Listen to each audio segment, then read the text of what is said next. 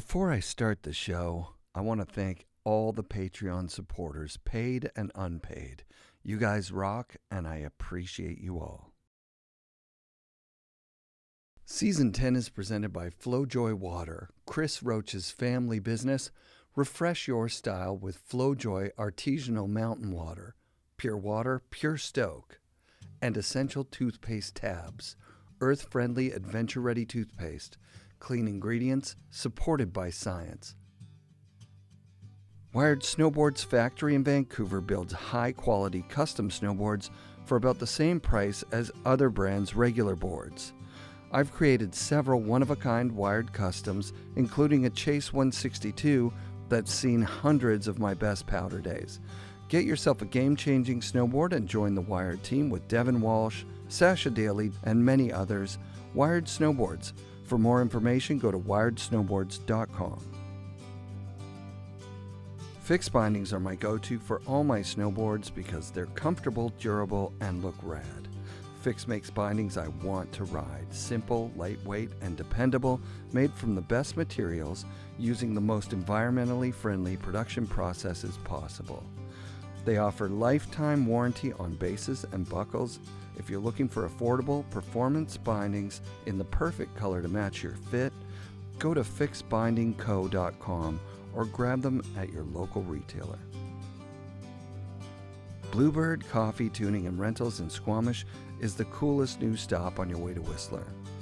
Bluebird offers quality board tunes using state-of-the-art equipment, premium rentals for every level of rider with demos of Burton step-ons, and award-winning coffee and incredible smoothies.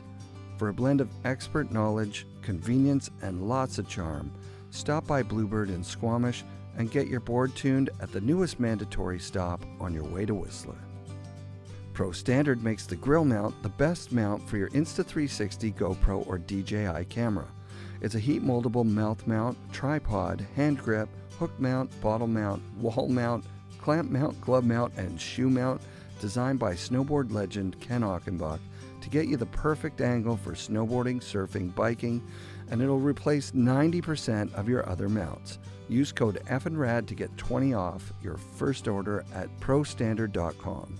Support also comes from our friends at the Boardroom Snowboard Shop. Check out boardroomshop.com and use code FNRAD10 for 10% off regular priced items and FNRAD5 for 5% off sale items.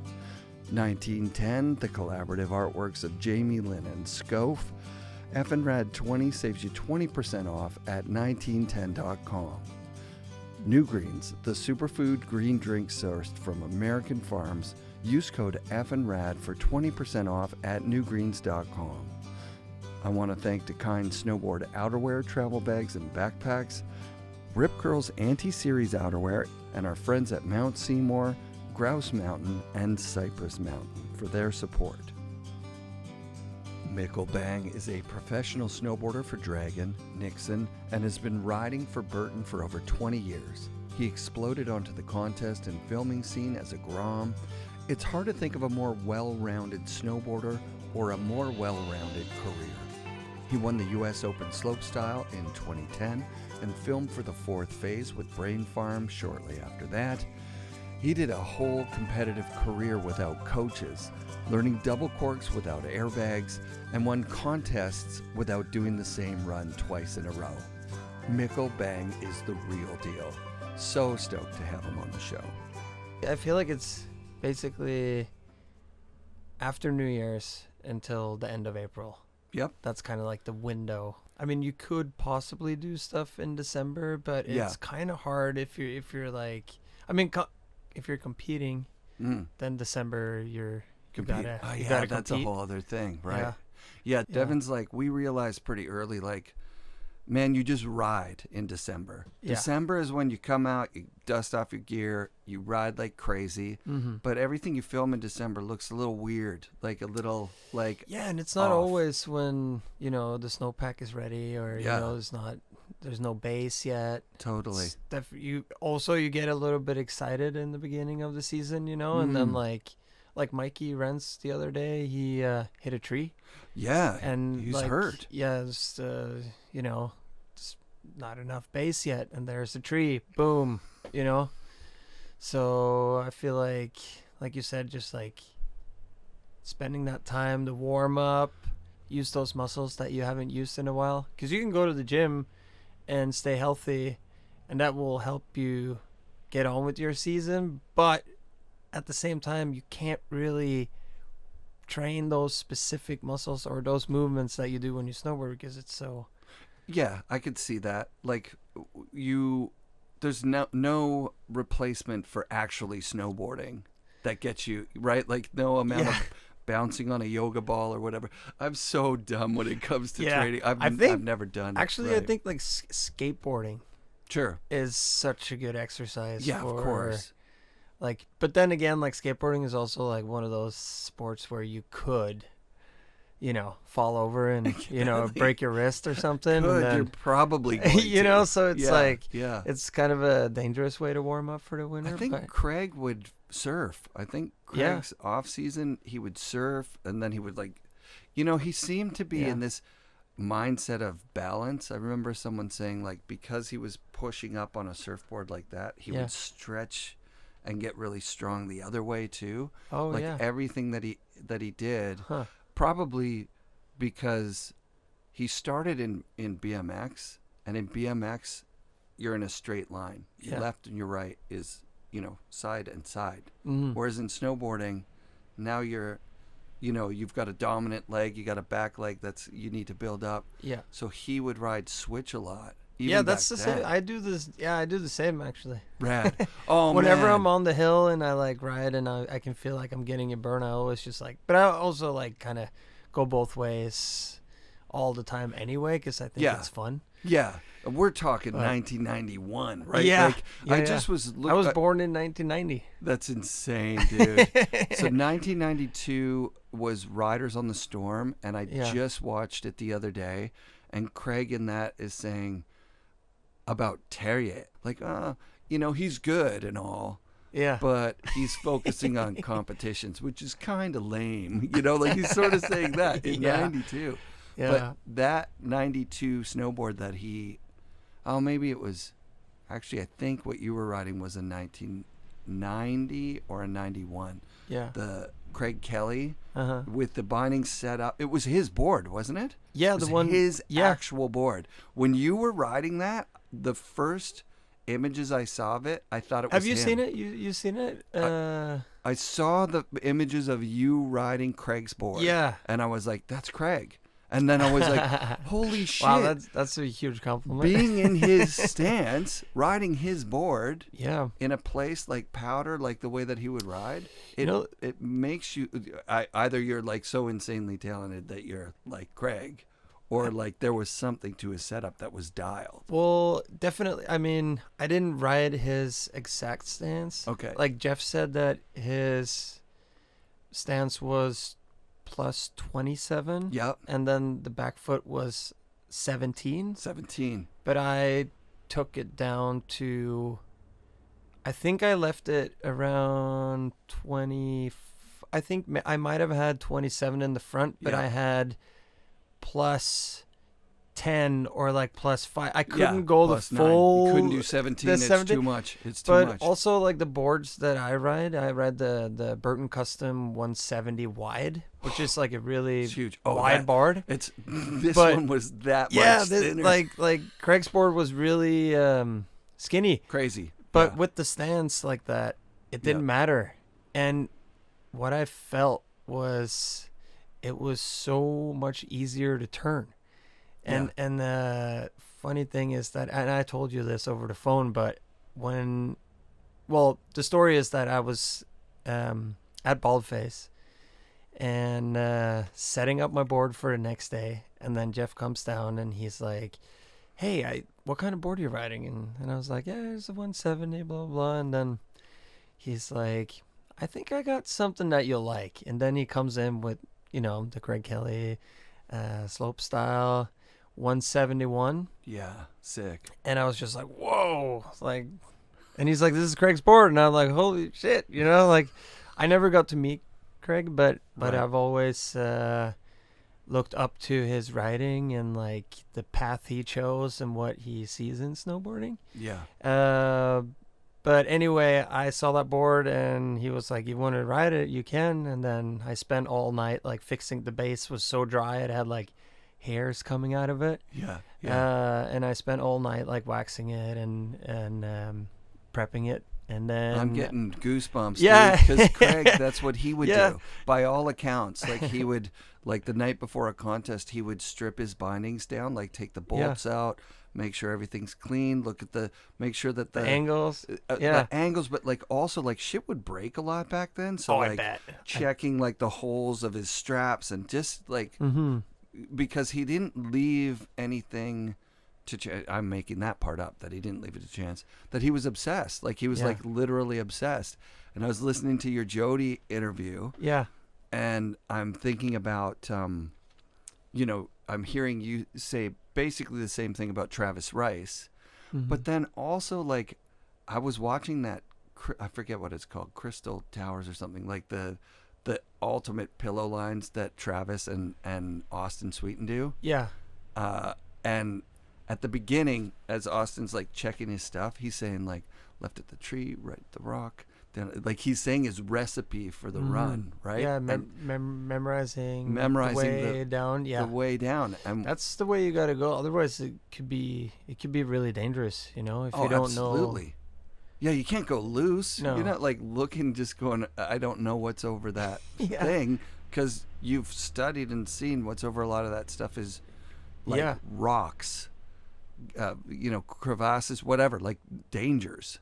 Yeah. So anyways, my point being, Craig doing that in 1989, 90, 91, people were like, dude, you're taking it so seriously. Meanwhile, he doesn't have a coach. No. He's doing yoga and stretching. He's surfing for training. Like, he wasn't taking it that serious because you couldn't. It wasn't possible.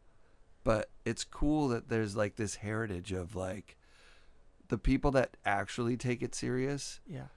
Like a Travis, and like you, like anyone in natural selection, it seems like you got to take it serious. Like there's nobody up there just winging it. That's like, oh, I'll just follow the tracks. I hope I don't have to go first. Oh, totally. I mean, technically you could wing it, but it would just end in probably something bad, you know, or that you're just doing something blind, and then maybe you get it. But if you have, if you know where you're going, you know there's a landing, you know there's no trees, then you can kind of like set up and maybe do a trick, or like you're confident that like if you go that way, you know there's not going to be a rock or a tree to land on. Right. You know, and that's the whole, you know, obviously the snowboarding part, you know, having fun and being out there and,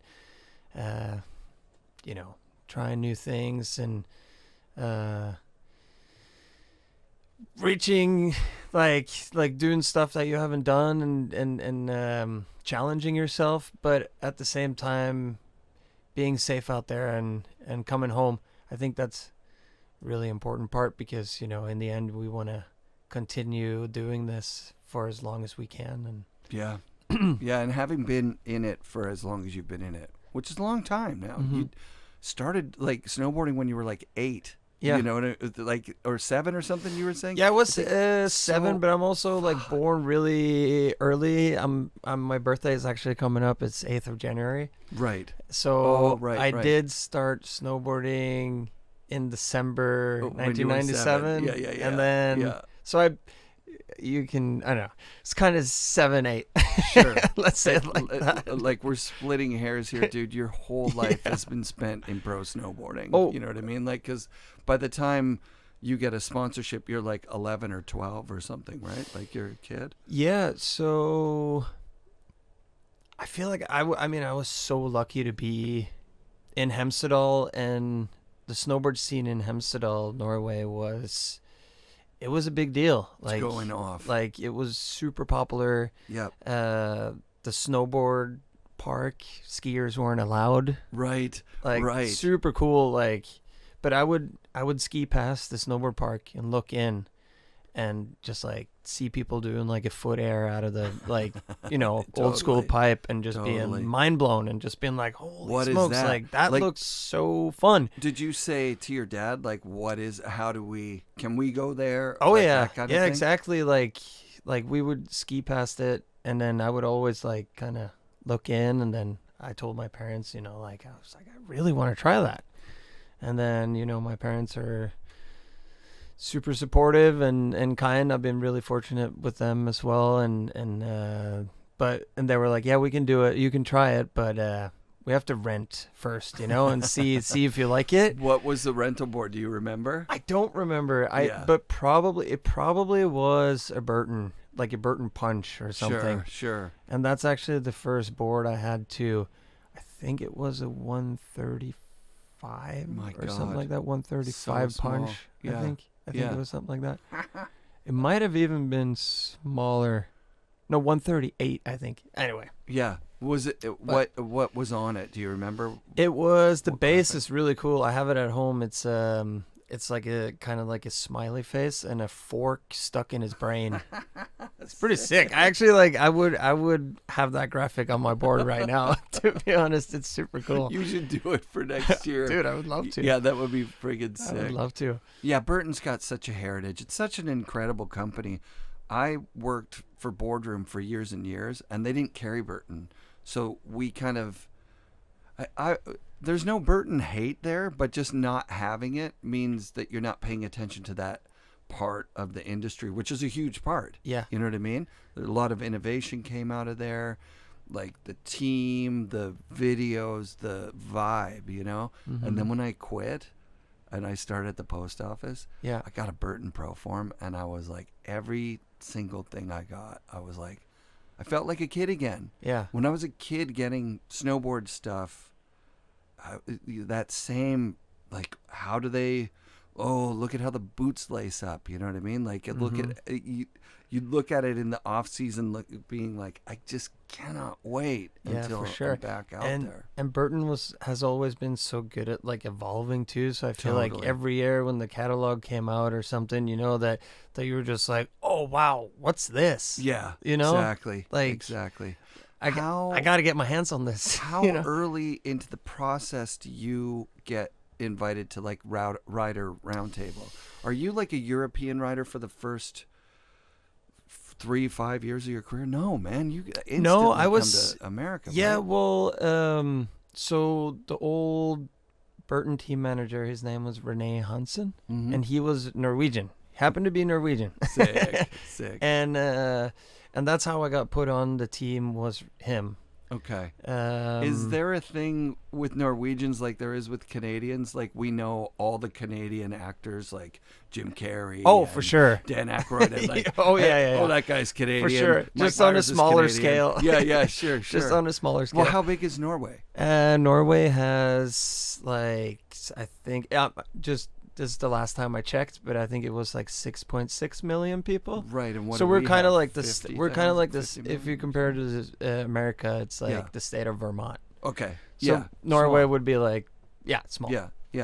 Um, Because I know we think we're very large. but there's a lot of Norwegian pride, right? Like That's what I meant. Yeah, Yeah. when Norwegians are very proud to be Norwegian. I reached out to Terrier the first year. I always hate saying his name the right way. Terrier. Yeah. I reached out to Terrier the first year that I did the show, Yeah. and because my last name is Trollson, Yeah. Trollson? That's good. his assistant was like, "Well, you're Norwegian, right?" And I was like, "I'm Danish." Yeah. And she was like, "That's fine." Turns out my dad, I think there is some Norwegian blood in there. Yeah. And also Norwegians and Danes can basically speak to each other, right? Like Oh, yeah. Norwegian Oh, and yeah, yeah. Danish is Like, very similar language. Norway, Sweden, Denmark. We can all understand each other. But Sweden's crazy weird sound. No, that's Finland. Finland. Yeah. Finland. Right. But for a Norwegian, at least this is from my perspective, yeah. understanding Danish Yeah. speaking is Yeah. harder than understanding Swedish. But Right. it's easier to understand Danish writing than Swedish. Okay. It's weird. That makes sense. But it's all because we were connected, you know, in accents, the past. It's a similar language, but it's similar, but it is different. Like I'll go to like Denmark and I will be confused, and most of the time, we'll have to start speaking English. It's a thing. Like I would read the comic books when I was in Denmark. Yeah. And I could get some of the words because it's a Germanic language, and German is the root for English, maybe? Yeah, so like I looked into that. I can't really say what it is. I don't want to be on a podcast and look, we're doing blah, blah, blah, blah. All we're doing is misinformation. But it is some Germanic history. Roots, yes. Yeah, exactly. Yeah, totally. Like same with the runes and like the writing, the old writing. Yeah, so like for you, when Torger's movie comes out, are you like, oh, in Norwegian, I'm gonna watch this movie? Yeah, for sure.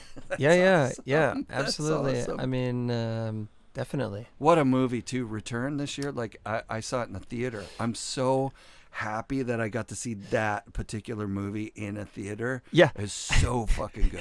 It is funny. I got to be honest though, to the podcast, I didn't actually see the movie yet, so don't spoil anything. Okay, don't spoil anything. Okay. Yeah, you know the favorite snowboard movie that I watched this year is Swamp Donkey.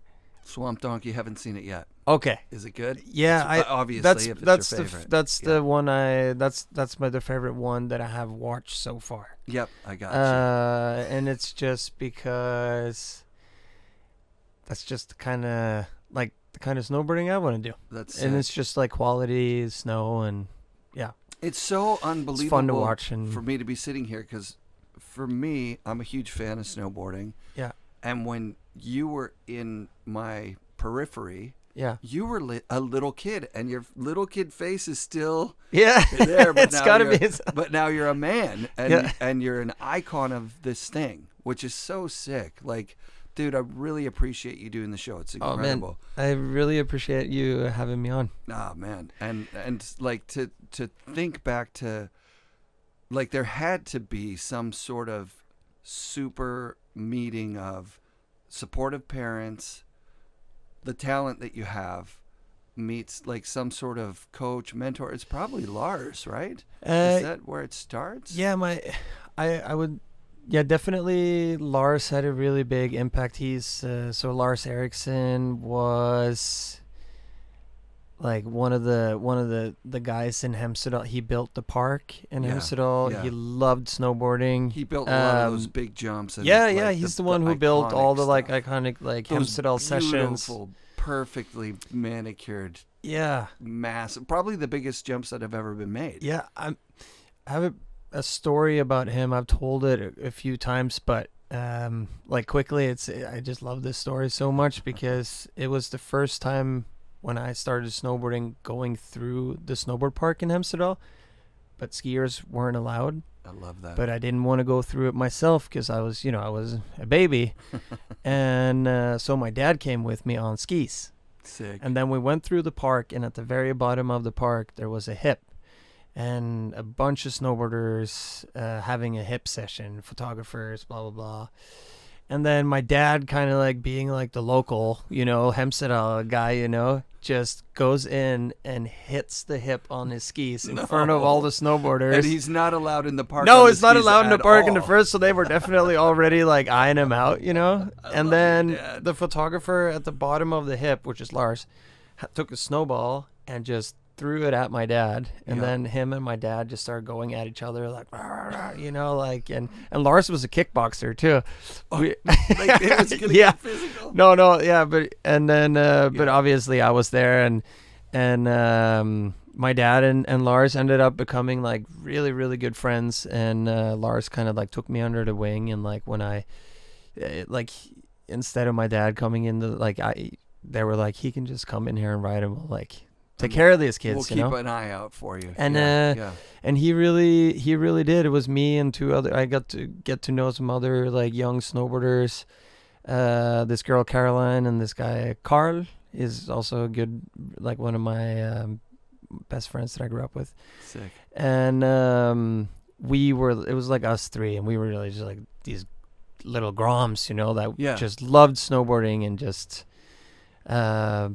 that's all we wanted to do was Did snowboard. they both have pro careers as well, or did they just stay? Caroline, Carl didn't get on when we got picked up by Bert. So when Burton came to Hemsedal for the first time to do those like photo shoots, Carl didn't get an opportunity to get sponsored, but Caroline and I did. Yeah.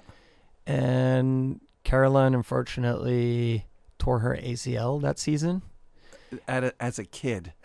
She was older than me. She was 3 years older than me. I was 11 and she was like 14. So right on the cusp. Right, yeah, and right. That's early to tear your ACL too. And then so bad, the season after, she tore her other ACL, and then it kind of like bad.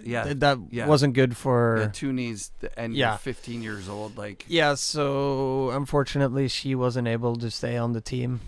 And then what happens with your other buddy? Does he? Yeah, he's still one of my best friends. He's actually like he's a good snowboarder. Of course.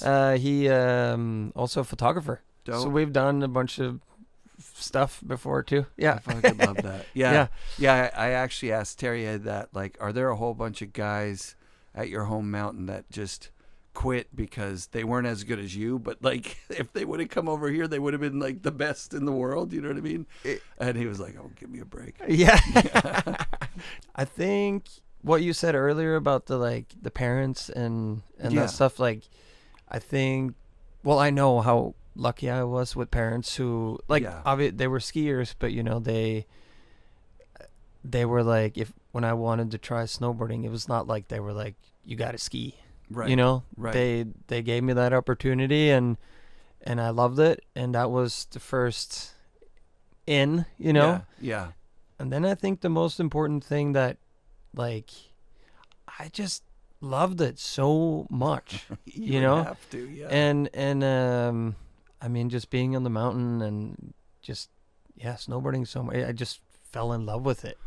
Were you in love with the competition side of it? Because you were a fierce competitor. I think you were so young when you were beating legends. Yeah, so this is actually kind of interesting because I wasn't that competitive, but at the same time, I guess I was. Yeah, you'd have to. Right, you know? Right. But like, I definitely was competitive, but in my mind, I was kind of telling myself that I wasn't. Okay. Which I don't even know if that makes sense. It kind of does, yeah. But when we started doing competitions, it was kind of like a thing that everybody did. Yep. You know? Yeah. And I mean, my favorite riders were filming video parts.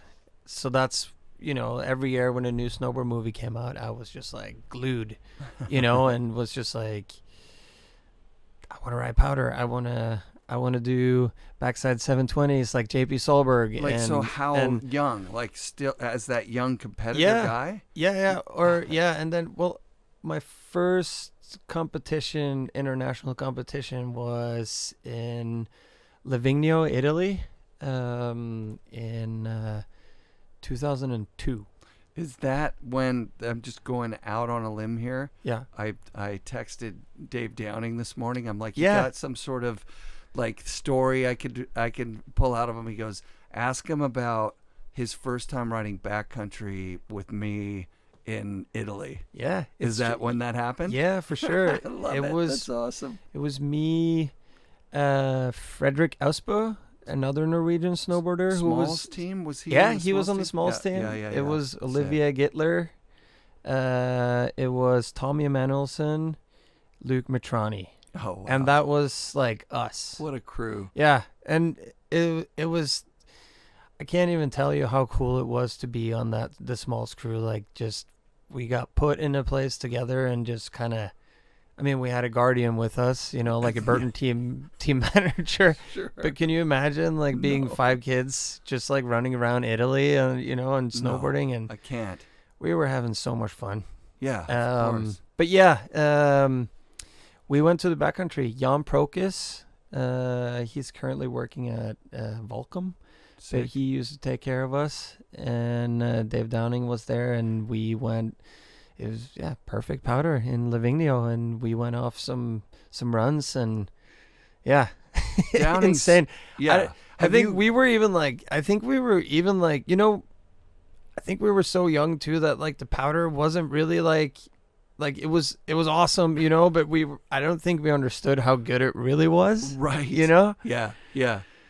Because I kind of feel like when you get older, you know, you get more sucked into the powder, and you know, and when you're 12 years old, you know, you don't really understand. I mean, you're having fun in this deep snow, but I think I was talking with Fridge at the Holy Bowly. Yeah, and he's a young kid, and I'm like, oh, dude, you know, it's pretty icy. He's like, this is my favorite because it's consistent. Yeah. I was like, ooh, you look nice.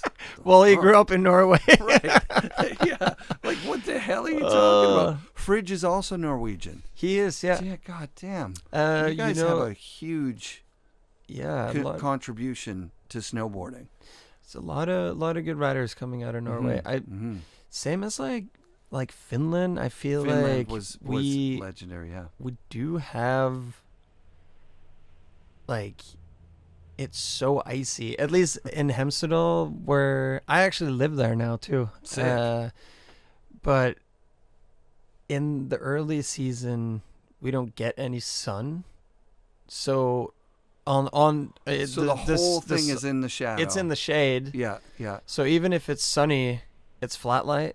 Gotcha. And then it's almost like sometimes it's better when it's like cloudy and snowy. I totally understand. Yeah. So when and cold, so it's like icy. Yeah. And then when you learn how to ride on icy flat light conditions, that's what you know, then you can pretty much ride anything. Yeah, and you're never lazy, right? Like, you're never lazy. Yeah, and you're like, you can be pretty lazy on slushy snow. Up here, you can just kind of slop about. Like, Vancouver's local mountains get like wet cement all the time, a big dump, and then you ride it. Then the next day, another one, you're riding it. Like, that's the best stuff. and then if that turns freezing cold and it's like stuck in place, you can't even ride. So you just don't. Yeah. But if that's what you're forced to ride, so like if you go every day and it's kind of icy, well, then when the snow comes back, you're like, oh. Yeah, you really, really appreciate going way good conditions. Faster, yeah. I do remember that, like, in the beginning, traveling to the States, and then like whenever there was a competition and the weather was shitty, we did really well. Oh, of course. You know? Right. Because that's the conditions we rode in. Look at the 2010 Olympics for Vancouver, like JCJ Anderson and like Mael Rickert, like Canadians won in those. Yeah. It was like such shit conditions. Yeah, because they're used to it. Totally dialed in. Hey, by the way, that orange bag that's right beside you, that's for you. That's a Kaznahui tote bag, and then inside there's some toothpaste from my buddy Mark McKenzie. Does Essential Toothpaste tabs. It's pretty sick toothpaste. It's not bad for your mouth. Definitely and then gonna give that a go. If you want some water, that's why I'm telling you. That's Chris Roach's Flojoy water. Wow. Which he and his family have started. Perfect. Just getting a little thirsty. Yeah, there you go. Yeah, he's hydrate. He's canning that water at Donner Summit. So it's it's Artesian mountain water. So it's come all the way from California, which is sort of crazy here in Squamish, where it's, you know, some of the best water in the world. But it's good stuff, It's really good. Yeah, and you know, he's the best. You can know if it's good water or not. This is good. Totally. No offense, Calgary, but like when you land in the airport in Calgary and you taste the water, you're like, wow, you guys drink this? Yeah. No wonder everybody's on bottled water. Yeah, we get pretty spoiled back home too with the water. So Hemsedal's in the Alps, is that the Hemsedal? Hemsedal? So Hemsedal is Hemsedal is 3 hours in north of Oslo. Okay. So it's like interior. Yep. And that's why we do get kind of cold and icy conditions. It doesn't have like a big lake or a body of water around it. That's it has lakes and stuff, but big enough for it to really give us heavy powder cycles and like snow sticking to the rocks and all that. It's more like the Rockies here kind of thing. Yeah, it's the mountains where you do get like coastal snow. It's like obviously on the west coast. I mean, we're the northwest of that side of the world. Yeah, you know. Yeah. So there's this mountain called Strana. Yeah. I actually just saw the other day they've been getting a lot of snow. So like we do get that in Norway, but Strana is also like kind of out there. Yeah. So not as many people go there. Yeah, I wanted to go see Johan and Ingmar up in northern Sweden. Yeah. And then people were saying it's so far. It is. It's insanely far. And also it's so far north that like early, like probably right now, there isn't much light. Yeah, it stays dark for like a long time. Yeah, right? I think it's like the midnight sun in the summer and complete darkness in the winter. Yeah. Yeah, we really, I can't speak for all of Canada and the United States, but me as just like an average Joe snowboarder guy, I know nothing about Europe. If we're going to travel, I'd probably go Japan. Like first and foremost, I could drive to Tahoe, you know? So like we've got everything from even Southern California all the way up to Alaska is right here. So you guys are definitely like, man, you guys are in the right spot for snowboarding lucky. For sure. Yeah. I mean, we do. I mean, I haven't had the chance to, which kind of seems crazy, but like my whole career, I've been over here. Like I've been in the north. Right. North, so you didn't do like North European America tours. No, I never. I mean, I did competing, but when we did that, it was slopestyle. Yep. You know, so, and I mean, I've been to Europe plenty of times. I'm not saying I haven't been there, but but every year, I've always like wanted to come to North America.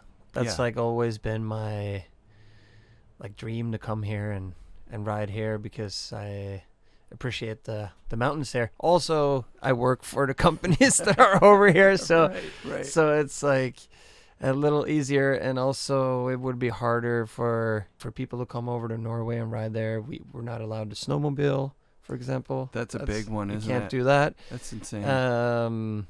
So then it's more hiking. Yep. Actually, someone who's been riding Norway a bit lately is the Antti Auti. Have you seen that? I haven't seen it yet, but you should check it out. It's really cool, and it just like, I mean, I know the mountains are out there, but you got to be willing to hike it. Yeah. You know, so then it's more like European style, you know, where, Yeah, it blew my mind to find that out a couple of years back. That snowshoe or split board. Or splits, right. Yeah. So that's why, you know, in the 90s, 2000s, when they would, you know, once the filming crews had to leave the resorts, which is early, 92, 93, that's it. Then Europe kind of just falls off because you're not going to go over there and hike around with all your gear. And the cameras are heavy and all that stuff. Like, you've got no access. Yeah. I mean, some of the stuff in Europe is so... It's like the mountains in the Alps, man.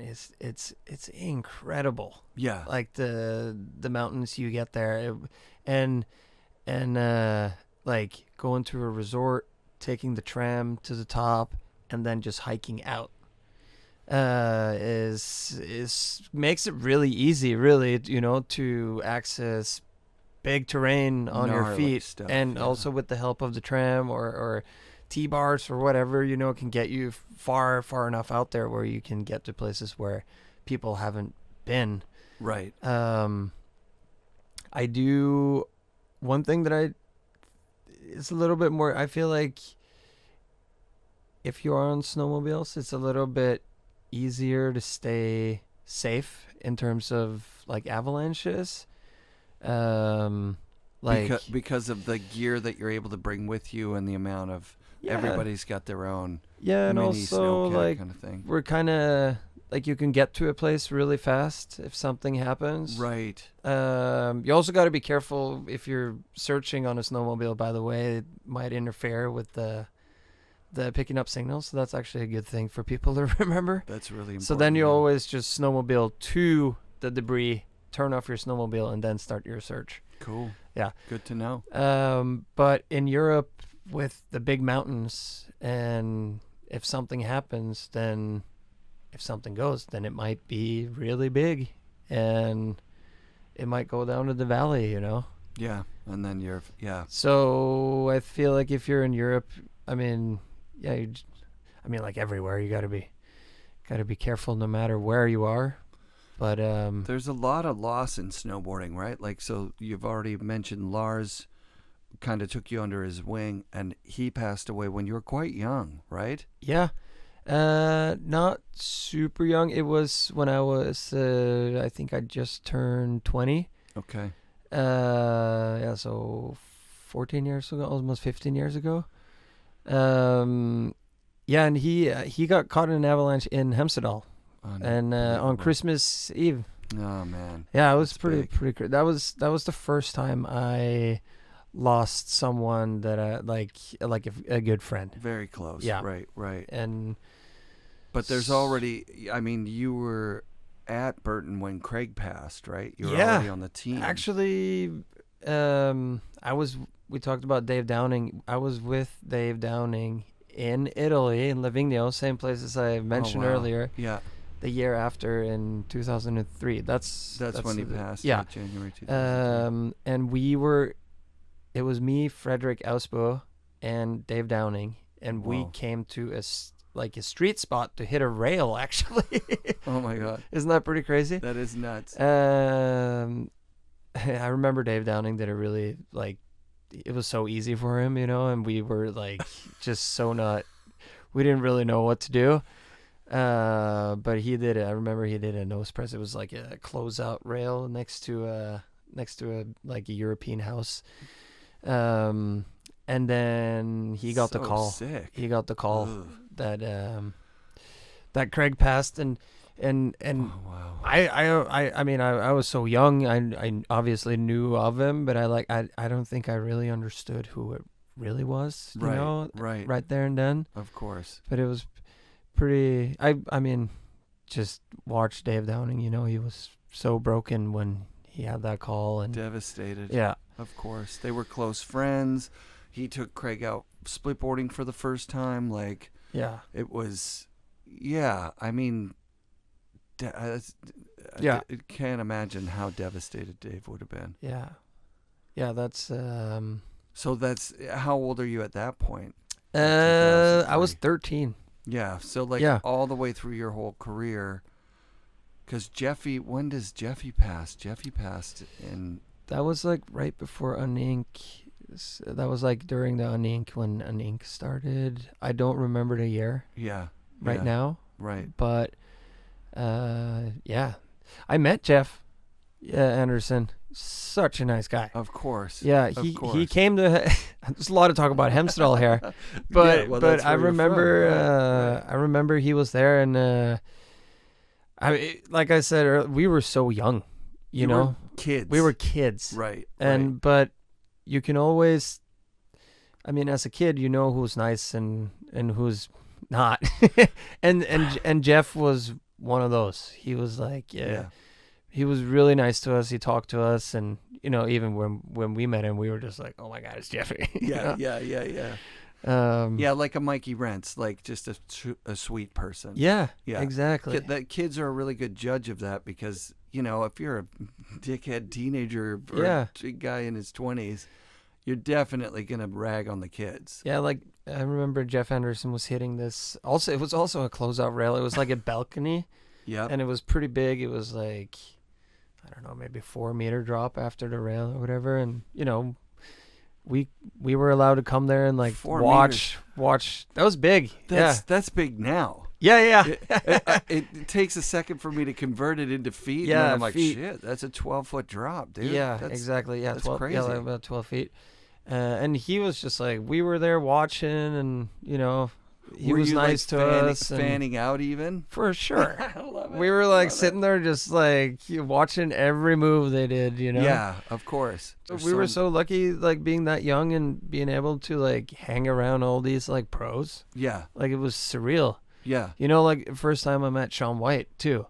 Yeah, and he was already a star. I mean, I had his friggin' pro model. Of course you did, because you're the target market for his stuff. Yeah. So yeah. Did you guys get to ride? Like you get to ride with Shaun? Yeah, we rode with him. Yeah, but it's crazy. Like even a 4-year or 3-year difference when you're like 17 or close to 18. That's a lot older than someone who's 14. Totally. You know, it's like a way different. Yeah.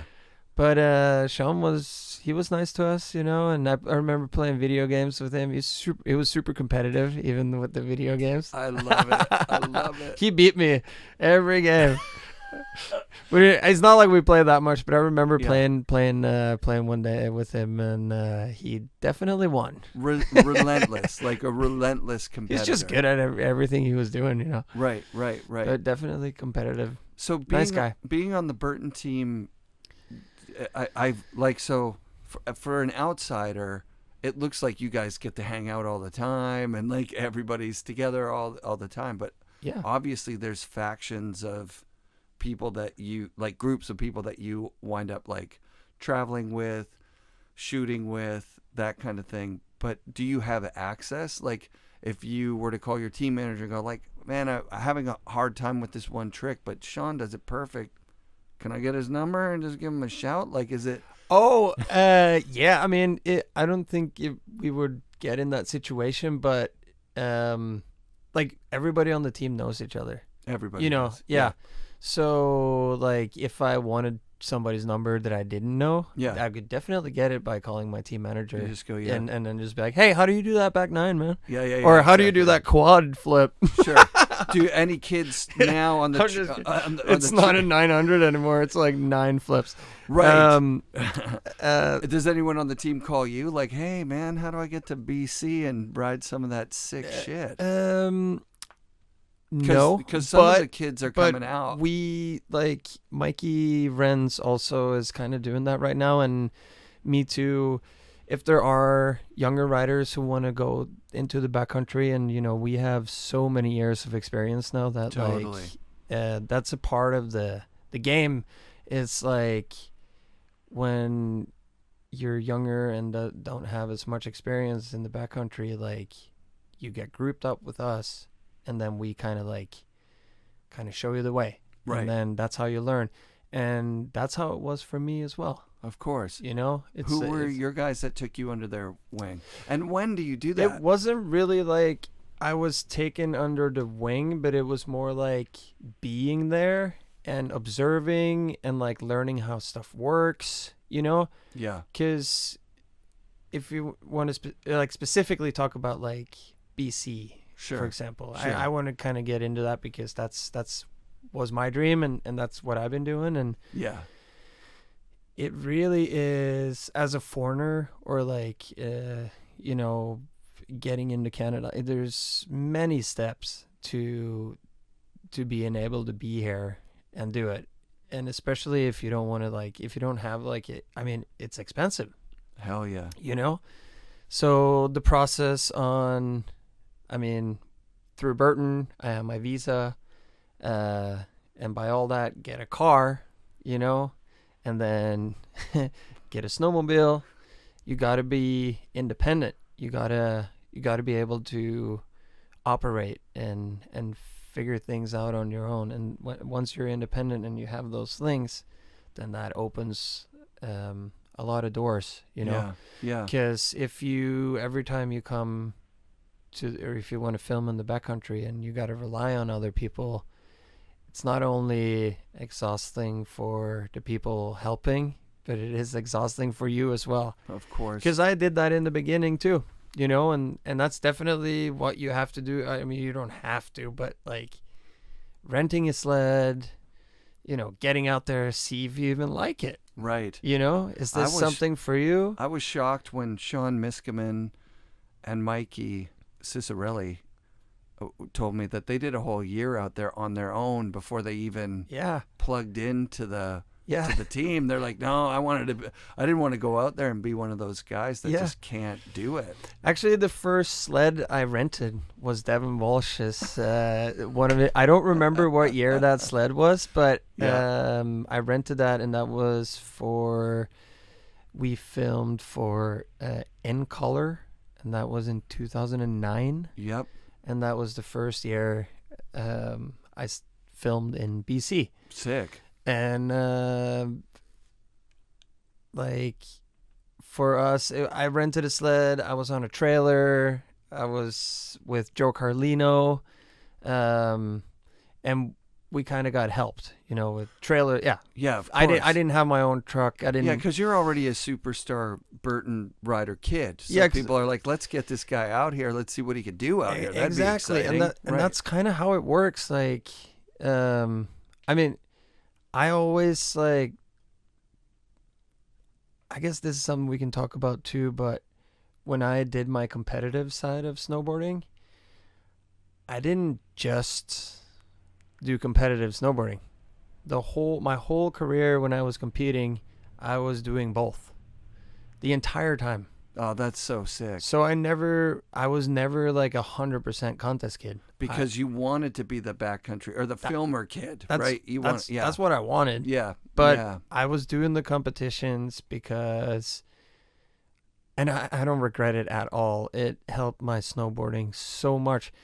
I mean, look at it just makes sense. You were good at You're it too. You're snowboarding so much. You're learning all the tricks that you need to know, and you're basically just getting better and better, and you got to always evolve and right. But my point is, I would go to a contest, and then when I wasn't doing a contest, I would go on a film trip with Burton, if it was in Europe or if it was in Japan, or and Burton has been such a good support.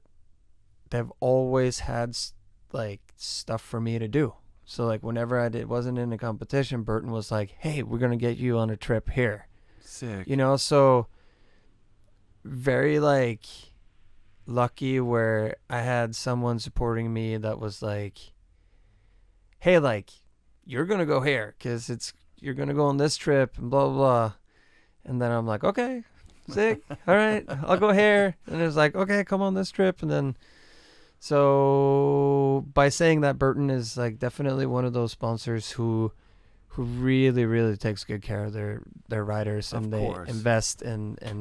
And they've had such a variety of snowboarders, types of different snowboarders, right? Like when you mentioned Shaun White, he's not choosing also to film video parts, right? They might be saying hey, buddy, probably be a good idea to put out a video part you rip. White Balance was sick. I was I was ready to watch a new White Balance every year, right? Yeah. Let's see this guy. I don't watch competitive snowboarding. Yeah. I watched natural selection. Yeah. I don't watch the Olympics.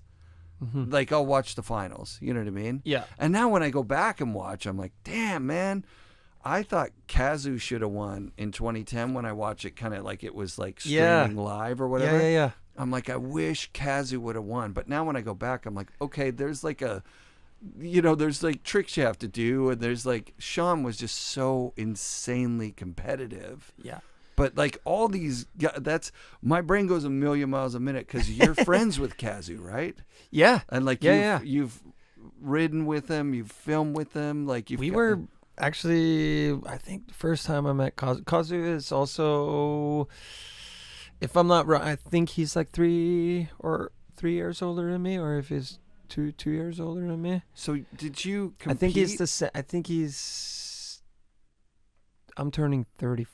Anyway. Yeah. Anyway, he's close. Yeah. He's a little bit older, but he's in your generation of pro guys. Yeah, but I met him. This is actually pretty cool. The first time I met him was also in Hemsedal again. That's awesome. But a lot of stuff happened during those times. But Kazu didn't speak that much English, and neither did I. Yeah, perfect. So we had this but we understood each other so well just through like loving snowboarding and like, you know, we just had a connection, you know, through snowboarding. Sick. And then we would do like kind of like sign language, like hungry, you know, one word, or like sleepy, or yeah. So that's pretty funny. And then he seems like just the coolest dude to snowboard with. He's the chillest, shit. and what a good snowboarder, dude. He is. It's incredible. Yeah, super good snowboarder. I haven't seen him in a long time. I really miss him. Yeah, so you're in this echelon where you're gonna get to ride with Kazu. You're gonna get to ride with Nico. You're gonna get to ride with Terje. Like, what the fuck, dude? Like, what is that like to have?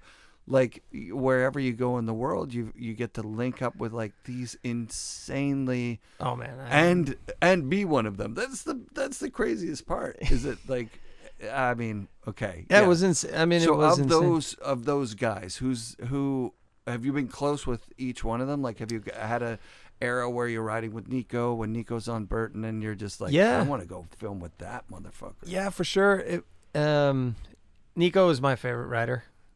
He's always been my favorite rider. Sick. And I remember first time like going on a trip with him, you know, kind of like, you know, like, oh, dude, it's friggin' Nico, you know. But at the same time, like at the same time not being like starstruck or anything, but like just because he's such a humble, nice person, and I've actually, like, just being out there with him taught me so much on just how to look at terrain when you get to a place. Like, I've been like that stuff. Even like getting on a trip with Terje, you know, and like we've been so lucky to be on the Burton team and having the opportunity to ride with all the amazing team riders. I mean, there's some riders that make sense that are together a little bit more than others. Yep.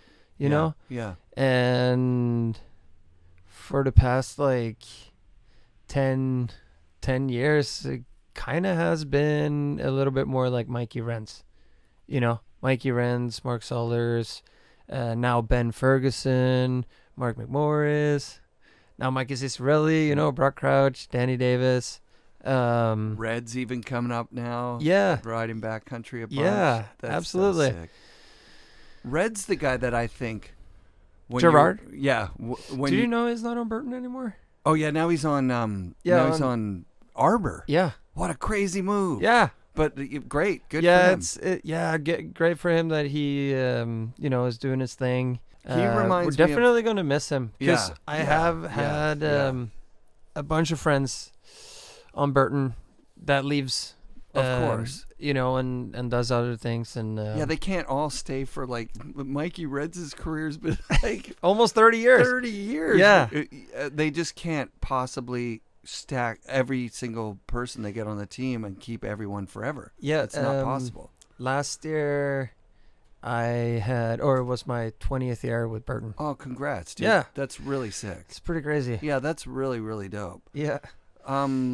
So yeah, Red was the one that when you're talking about being a contest kid that doesn't really identify as a contest kid, when I had him on mic, I was like, you won the Olympics. That's fucking amazing. You must be like this crazy competitive contest kid. And I think he said something along the lines of like, well, I was asking my parents if I could not compete that year, you know, but they were like, it's an Olympic year. Do one more time. Like, it's not like he was like, I really wanted to go to the Olympics. He's like, oh, it was just another contest. And glad I won, of course, but like, he's like, that wasn't my goal in my snowboarding. Dude, you know, that's pretty cool that you mentioned that, because I think that's where I was going earlier when I was saying that I was competitive, but at the same time I kind of wasn't, because I had a vision that I wanted to do something else. Yeah. And then also I had this rule with myself that every contest I would do a different run.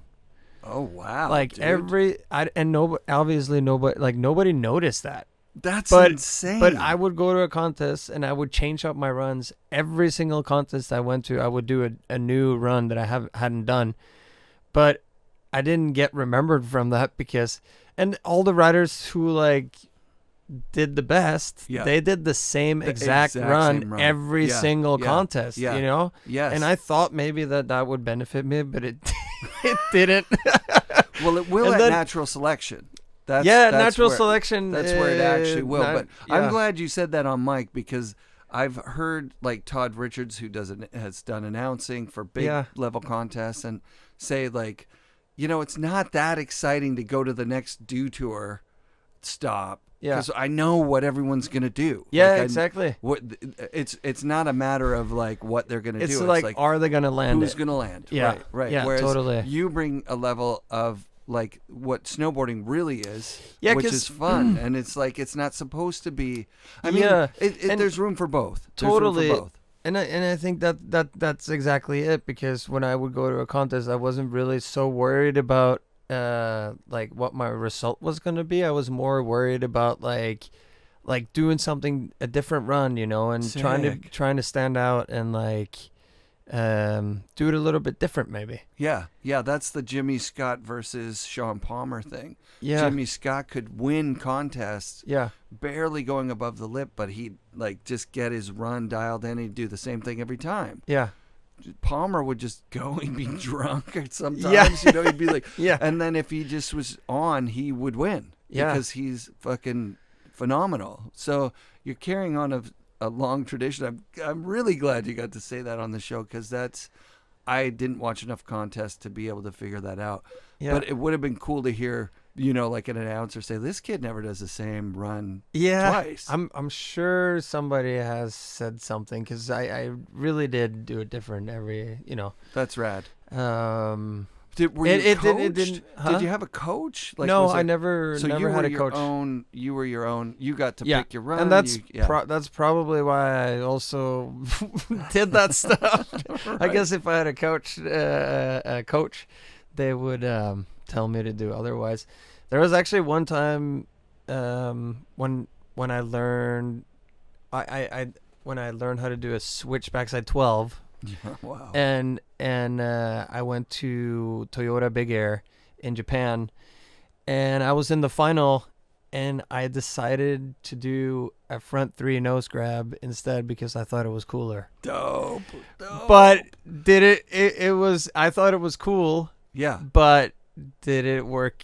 Did I win the contest? No. To win, it doesn't work. So that's what I was saying about the Kazu thing. Yeah. Was that I'm like, I wish that the judging of the Olympics accounted for like, just like, okay, this guy's got way too much style. You know what I mean? Yeah. It's like he won because snowboarding's fucking stylish, not because, but like the amplitude and the, you know, like how it is for a regular person who doesn't snowboard to see a backflip. They're like, whoa, upside down, that's crazy. Yeah, for sure. For us to see a straight backflip, we're kind of like, dude, seriously? Yeah.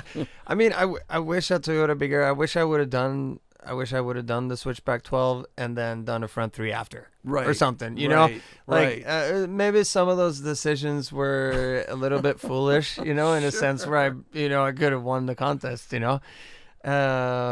But you didn't have a coach to get mad at you. Your dad's not sitting on the sidelines. No, and actually, you know, another cool thing is that whenever I did these things, like Burton always supported my decisions. Like I was never, they were never they were never mad at me for any of the decisions I made throughout my whole competitive career. Yeah. So Jason Ford was on the super team, you know, like Brushy, Craig, Duck Boy, Ford.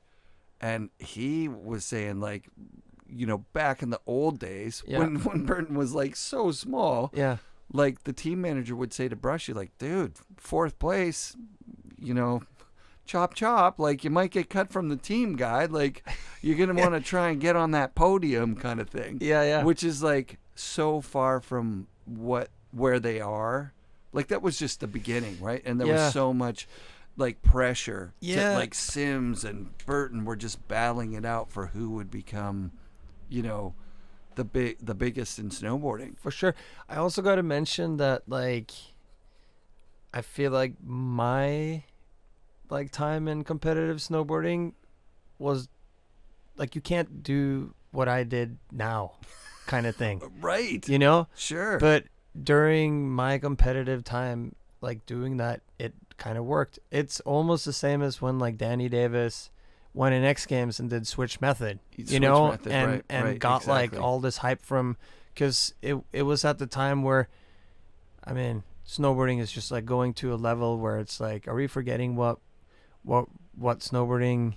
The competitions are we forgetting about the whole style thing now, or are we just gonna do like flaily like spins and like super spins like a video game? Yeah. And then, you know, Danny Davis comes in and does like a huge switch method into something, and everyone is like, woo, you know? Yeah. And they're like, this is what snowboarding really is. Right.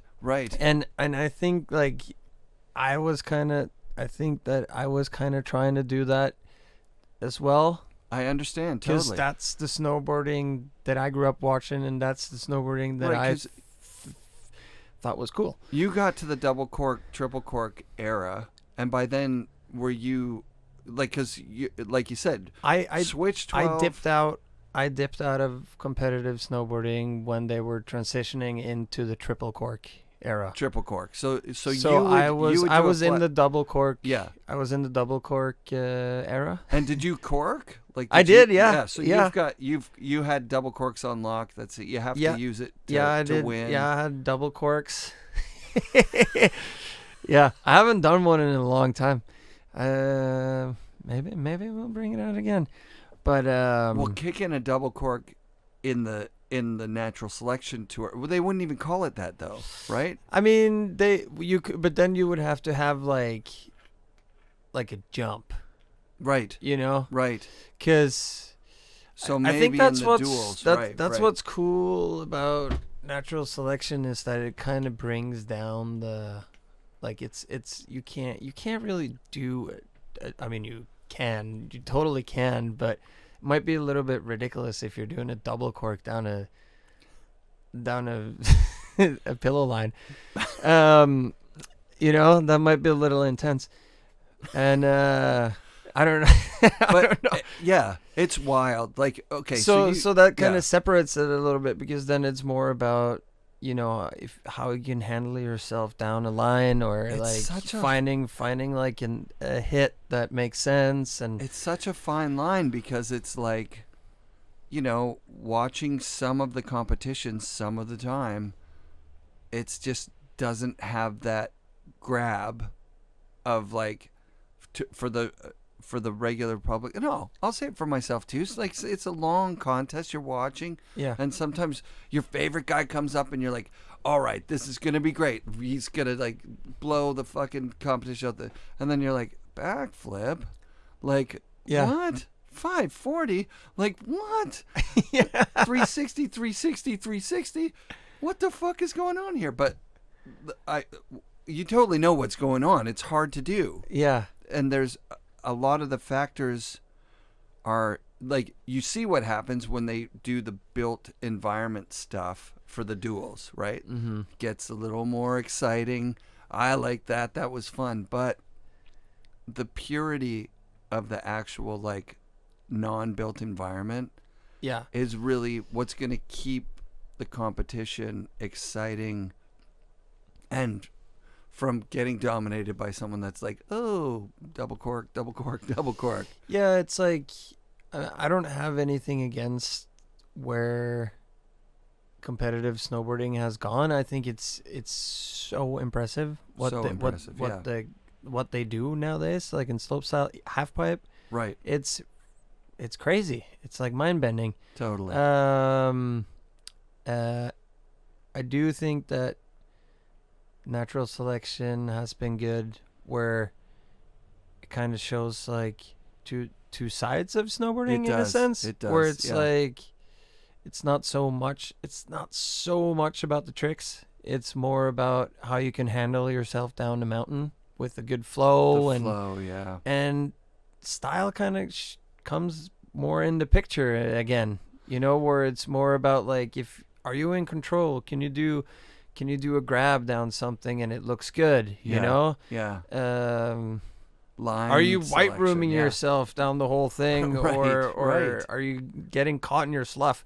You know, like, that's cool that we have that as well. I love it. And like I said, I watch it. I'll watch it live when it's happening. Yeah. I'll watch every component of it. I'm like, it's exciting. But then the thing about the person that's watching, just like somebody watching basketball or fucking ref or whatever, is like, the reason we're watching is that we can bitch and moan about it sometimes. Totally. You know what I mean? Like, so yeah, for sure. So there is and I'm old now. Like, if I could speak for myself and magically have the contest I want to watch, it's probably going to be natural selection, but like with Sean Palmer versus Damian Sanders versus, you know what I mean? That's sick. Farmer comes out and is dropping some insane cliff and then rapping at the end or whatever. Like, I'm into that, but it doesn't I would exist. like to see that too. Yeah, Travis, when you got Travis and he's thinking like, what's the next thing? Tell him, look, hey, let's bring back some legends and just let them do straight air, have a big cliff contest or something. Yeah. Pretty sick. Bjorn Lance is coming back. I think that's awesome. I mean, who were your guys? Like, I just said mine, right? It's like Palmer and Farmer and Craig and all those. Well, like, was it like Shaun White and that era of? No, my like first like person that I really looked up to was J.P. Sahlberg. Sick. The style. Like, I just love the like compact, like holding the grab throughout the whole spin, no flailing, and like that kind of vibe. And then totally. And then as I got older, I definitely started leaning more towards Nicholas, you know. And that's just because, man, that guy just knows how to ride a snowboard. It's incredible how he he reads terrain and how light he is, and like it's I mean, he's a light guy. I'm pretty heavy. I'm like almost like 200 pounds, like 90 kilos. Yeah. You know, and like so I'm inspired by him, you know, but then like I'm like this heavy snowboarder trying to be light on my feet, you know. I remember thinking about that because you were a small kid. You can still be light on your feet even if you're 90 kilos. Yeah. You know? Dude, you made it look insane at natural selection with just like the flow and the trick selection. And then you were on a big ass board too, right? You were on that I'm on a 170. That's all I ride. Oh my God. The 170 custom 170 wide. That's the biggest board in the Burton line. Yeah. But dude, speaking of that board though, if any other listeners wants to do a board that's like good all around, that's the custom. And they have a wide they have all the sizes. Yeah. The custom is just good for everything. Maybe not so much for like handrails and stuff. I mean, you can still do it, but you could probably have another board for that. But for like just riding POW, and riding the resort, just cruising around, man, that board is insane. The last board I demoed was the last Burton board I demoed was the first or maybe second generation custom with rocker. Yeah. And then I tried it with camber and I was like, I'm old. I'm just an old man. I like the camber stuff, but really I'm camber board. Too. I can't do anything else. I'm not against it. Like, obviously Travis Rice can ride the mustache thing and make it work. Like, it's fun. Like, Travis is very like experiment. Like, he likes to experiment. Hell like, he dude, he gets super techy. I mean, also he's super involved with LibTech and stuff. But he's talked to us a bunch about like the boards that he rides, and like how he just like will just get a saw and just saw the tail off, you know, to just like see if it seriously he does that. That's insane. Awesome. Yeah. So, but he'll show up to a contest and he has 3 different boards for specific things he wants to ride, versus myself, I like to have one board that I know. Wow. So Ben Bullock has did a post about this or talked about this in one of the group chats I was in or something. Like, that's a pretty bold thing to say like one board for everything, because there's so many different things. Yeah. And like a paddleboard with the swallowtail for me, like for turning, there's nothing better to not have to lean way back and all that. But that board's not going to work for, freestyle in the park. It just feels like a big long shitty nose or whatever. But you've been able to have a board that you can ride in a contest situation that you can also ride in a straight up backcountry sledding situation. Oh yeah. Fuck, cool. Yeah, and even like steep like pillow stuff. Like I still ride the 170, even though it's like might be better to have like a short tail where you can kind of like totally like push down, but you can do that with the 170 too. It's just a little bit harder, but I rather have one board that I know I'm confident on. Right. That I know what I'm on. It's not like, oh, it's good for this, but then you get in a situation where that board is not good. Right. So then I choose to stay on one board all year. That's badass, man. Like is that weird for like in your group of friends? Not really. I know some people like the only reason why I don't ride the family tree line in Burton is because they don't have bigger boards. The biggest boards. I love the 170, and for me it comes up to my chin. Sure. So it's like it's not that big for me. Right. So it's like whenever the board comes down onto my chest, I'm like I don't get the full support. It feels too small or it does underneath. And also what I like about the 170, or at least that size of snowboard, is that whenever I get in a situation, if I like start building speed, or if it's something where if there's a big drop or something, that board is going to make sure that I stay on my feet. Yeah, that's sick, dude. It's not going to wash out or anything like that, or it's just going to crush whatever comes in its way. I love it. I love that. Yeah, I mean, that's those guys that I mentioned earlier, like Farmer and those dudes. Like there was an era of boards where everybody was on like a 169, 175, like. And like if you go back, dude, and watch Craig Kelly was 171, and he was not as tall as me. No. But I mean, he did have a narrower board, but he still rode a big board. Well, even everything at that time was bigger. Yeah. Like, I mean, the guys at Rad Air were making these. They still make them. The tankers, like 200 centimeter boards. I think that's so cool. And Lib was doing it too. Have you seen the board that Zeb Powell? It's insane. Right. I saw his board the other day. I was on the hill with him. Yeah. And I gotta get one of those. Yeah, that's what I was. I want one of those too. Yeah.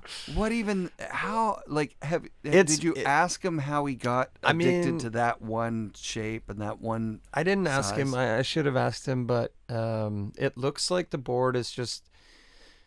It's basically just like a normal, smaller board with extended, really long nose and tail. Yeah. Because the stuff he doesn't require that. Because if you had a camber that went all the way to the edges, I don't really think it wouldn't have worked. But so it's basically just like added on nose and tail. And he's just so used I mean, the to swallowtail is like, I don't know, it's huge, it's right? So it doesn't yeah. really matter that it's kind of there. Yeah. I mean, it is a heavier board. But dude, I went through the, like, off of Whistler, off the peak chair, and like into the trees. Yep. And he was going through the trees with that board. I love no it. problem. That's amazing. And that's a huge board. So it kind of shows like. Do you think that he is hindering himself by riding a bigger board and he would be a different, like an even better rider on a shorter board? Or do you think. I know that he rides other boards too. Okay. He doesn't only ride that one. I only see him on those. But I mean, I think, maybe. He's good though, he's right? Good. Like, he's super insanely good. I think he should. I mean, if he's gonna like commit to like backcountry and stuff, I think that he should ride a board like a normal board. I think when he's in the backcountry, he should ride like a little 145.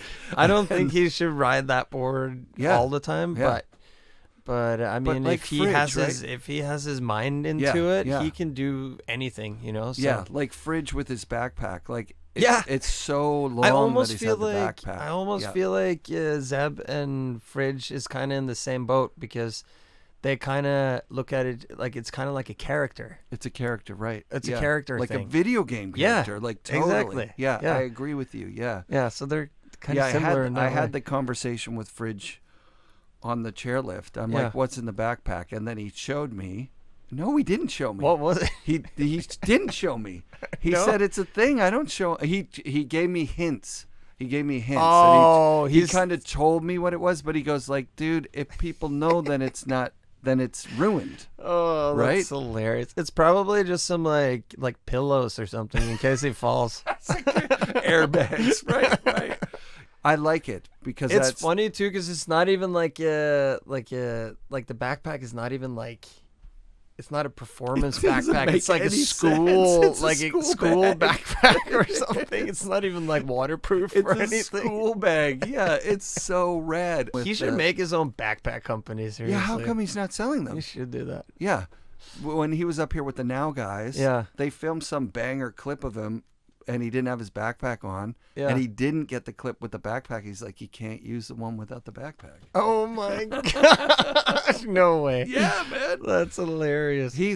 Somebody give the guy a backpack. He's unbelievably talented. Oh, dude, he really is. In a way that is freakishly, there's certain people that dude. It's funny that we mentioned Zeb and him at the same time because they are very similar in many ways. They kind of just like do their own thing and doesn't kind of just like there's no rules kind of thing, and that is so cool because that's what snowboarding should be. It shouldn't be all about like rules, you know. It's 100%. like that's why we love this because you can do whatever the F you want. Yeah, that's where it started. It's like so it's sick. It's because you were really a skier kid, right? Like so, like when you were skiing, were you like in not lessons, but like racing and like competitive? I was so young, you know. Yeah, you were just a little kid. I was just a little kid, and my parents were just got me on the skis to, you know. I'd like to talk about the relationship with the parents and Norway in particular with competitions, and then you chose not to go to the Olympics even though there was slopestyle, right? Yeah, which would have been your event. Yeah, well, actually it's pretty. I never wanted to do the Olympics because I wanted to support snowboard organized events. But that has to do like with Terrier kind of stuff? Terrier definitely had an influence on me on that. But at the same time, there was a lot of people that wanted me to do the Olympics. Of course. But when the first slopestyle Olympics came in, that was the time of my competitive career where I didn't have fun with it anymore. Got it. And I just I broke my humerus, and then I went to go do a competition to qualify in New Zealand, and then I broke my arm, same arm, just lower, my ulna, is that what it's called? Yeah, ulna. And then when I was in the hospital, I was like just laying there, and I was just like, why am I doing this kind of thing? And then also a lot of the friends I used to compete with weren't around anymore, so I kind of was alone. Oh, and that was during the era where coaches and teams were more starting to become a thing. Totally.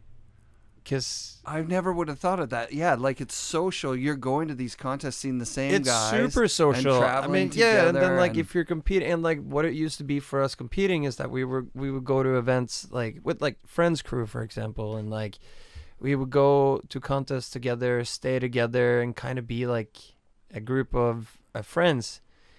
And then when that wasn't around anymore, and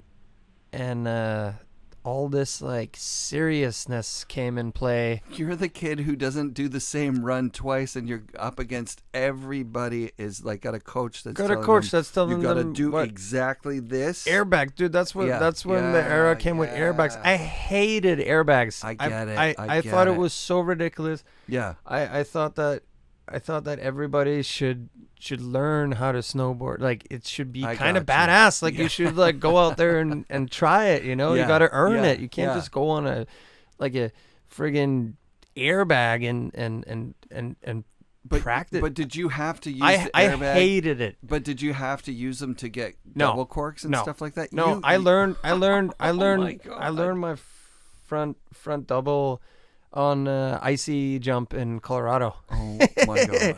Right. So then you're seeing these kids who are coached airbags, and you're going, all right, I'm tapping out on this. You know what's funny too? You know what's funny too is that I was doing all these things, like doing different runs and like learning my tricks without an airbag and like doing all these things, like kind of like standing my ground that's how it's supposed to be. Yeah. But nobody knew about it. Right. Or like nobody, so like it was kind of stupid in a sense where I was like trying to make like a stand, but I wasn't really making a stand because nobody knew about it. That's kind of how I feel about that camber thing, is like, you know what, old guys making a stand on camber, like, who cares, dude? Yeah, who cares? Your board flattens out when you think, and I'm not saying who cares that you did that. I'm just saying like, wow, man, like I can't believe that wasn't your like fridge backpack or something, that wasn't the character of your competitive thing, that the competition announcers would get onto and be like, here's a guy to watch. Yeah. You know, he's not learning into airbags. He's not doing the same run over and over. He doesn't even have a coach. Like, he's been winning forever. He's badass. Like, all right, let's watch his run. Like, but you're saying all those things were true, and then they'd be like, oh, here comes Mikkel Bang. Yeah. But then again, like, the people who knew kind of thing, and for me at the time that was kind of enough. That's why when you come to BC and you want to go out in the backcountry, you get to link up with fucking badasses instead of like coming out and having a coach. Okay, like how do like the coached kids like Mikey and Sean Miskimen and Cicerelli, like they still have coaches. But the coach can't come out on the snowmobile with them, can they? No. So that's... Well, I mean, I don't know. Right. But maybe. Like that much I don't know. Coaches. I can't say anything on that. No, there's no possible way that they do. I've never seen them in the backcountry with the coach, but that would be ridiculous. It would be ridiculous.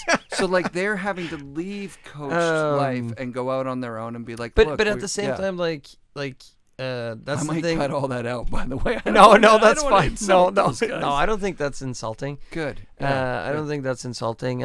They came up in a different time. They came up in a different time, and like when all this was happening in the competitive and right before the Olympics, that stuff started getting so serious. And then when I got injured again, that's when I was just like, you know what? I don't like. I'm not enjoying myself, and then I'm kind of like, what's the point? And then I reached out to Burton and told him that if I'm going to continue doing this, then I just want to film. And they were just like, yeah, okay. And I was just like, what? Because I really in my head I thought I needed to compete. Right. Because you've been on this team forever. I thought it was like, and part of it is competing, right? I thought that for me to be on the Burton team, you know, I kind of needed to have that. So that call contest to your team manager, was that a hard call to make? Where you're like, it was definitely it was one of those big decisions, you know, and especially because I know that going to the Olympics would have also given me a lot of benefits, you know. Totally. Like, it's a big deal. You know, it's like if you do well, I mean, if obviously then you're Olympian, especially in Norway. Like, oh my God, all they care about is the Winter Olympics sports. It's insane. Yeah, so if you're a gold medal winner of the Olympics in Norway, you're basically set for life, right? No, No, it doesn't work like that in Norway, but you will definitely be famous. You'll be famous. Yeah. Okay. You'll be famous. It's not like you get money or something from the government. I mean, I think maybe a little bit, but not like some countries. Some countries really incentivize. They like, you're done. Yeah, Norway you don't, which is kind of crazy for how important I think it is. Anyway, so so you make the phone call. Did you have to like work yourself up? Yeah. Like, okay, I'm gonna tell him. I'm telling him for sure. Well, there's more to that story too. Actually, like my friend Luke Mitrani, right before I broke my arm, he broke his neck practicing for the Olympics, and almost paralyzed himself. And that was also one of the like where I'm just like what are we doing here? You know? Yeah. And then I reached my limit of competitive snowboarding and. My dream filming was literally all I wanted to do. And then when they said yes, I was, like, hell yeah. Then I've been focusing 100% on filming since then. That's so sick. With their support. With their support. I gotta say this, though. Definitely competing helped me get to where I am today. Oh, of course it did. So I don't want to take anything away from the competitions. And, like, I mean, I had my dream of filming, but I don't think I would have been able to do all the things I have if I didn't go through all the competitions and, kind of like getting known and kind of like earning respect. And yeah, well, I think you followed in the footsteps of Craig's the very first person in snowboarding for sure to ever do that. Probably in any sport ever, because this is a new sport from... like we got to watch it grow up. But so even when Craig left competition, because his contract he had written with a lot of photo incentives and a lot of matching contest winnings, that kind of thing. Yeah. He took a fucking crazy pay cut. Like he had to take a mega, from what I've heard. Yeah. The people that I've heard it from, I believe them. It seems like it's crazy. He would have had to. Yeah, it's crazy how much change there has been in the snowboarding industry. Even just the last 20 years when I've been involved. Yeah. Well, think about Burton is now paying maternity and paternity leave. Like that was... Dude, that was not even a thing. Not only was that not a thing, if you got hurt, you were off the team. Yeah. Like you got hurt at your job, you're sorry, dude. Like I think also like to this point, I'm like Burton right now. They're taking such good care of their riders, and I don't know, like a lot. I always thought that when I was 30, that was like the limit, and it kind of was for many years. Whenever you were kind of getting close to 30, that was kind of like the known thing that like your career that's when snowboarding career ends. And now it's like it's not like that anymore. Right. And it's so cool. And I think what Burton is trying to do as well is like for their long-term riders, they're trying to like keep them on and help them also transition into like if there is an end of something that they might help you transition or maybe get you another place in Burton doing something so marketing important. Or like helping the team riders to continue because honestly like Mikey Renz and I have talked about that so many times. It's like or actually that's one of the most questions I get from like random people. Yeah. It's like, what are you doing after snowboarding? I don't know how many times I've been asked that questions and how many times I've said, I have no idea. Right. Because there is no after snowboarding. Because like, this is like, I literally dedicated my whole life to this and this is what I know. And yeah. And now if I have that question again, I would be like, I'll probably just work in snowboarding, Yeah. Yeah. I'm never going to leave snowboarding. Well, it's good that so Burton has led the way in a lot of ways. Like they just have. They were the biggest company. They had the most responsibility. So like now with a lot of the social stuff that they're doing, and they've always done like the Chill Foundation. Yeah. And now they're leading in inclusivity. And it because we're an old sport of a bunch of, that stuff gets,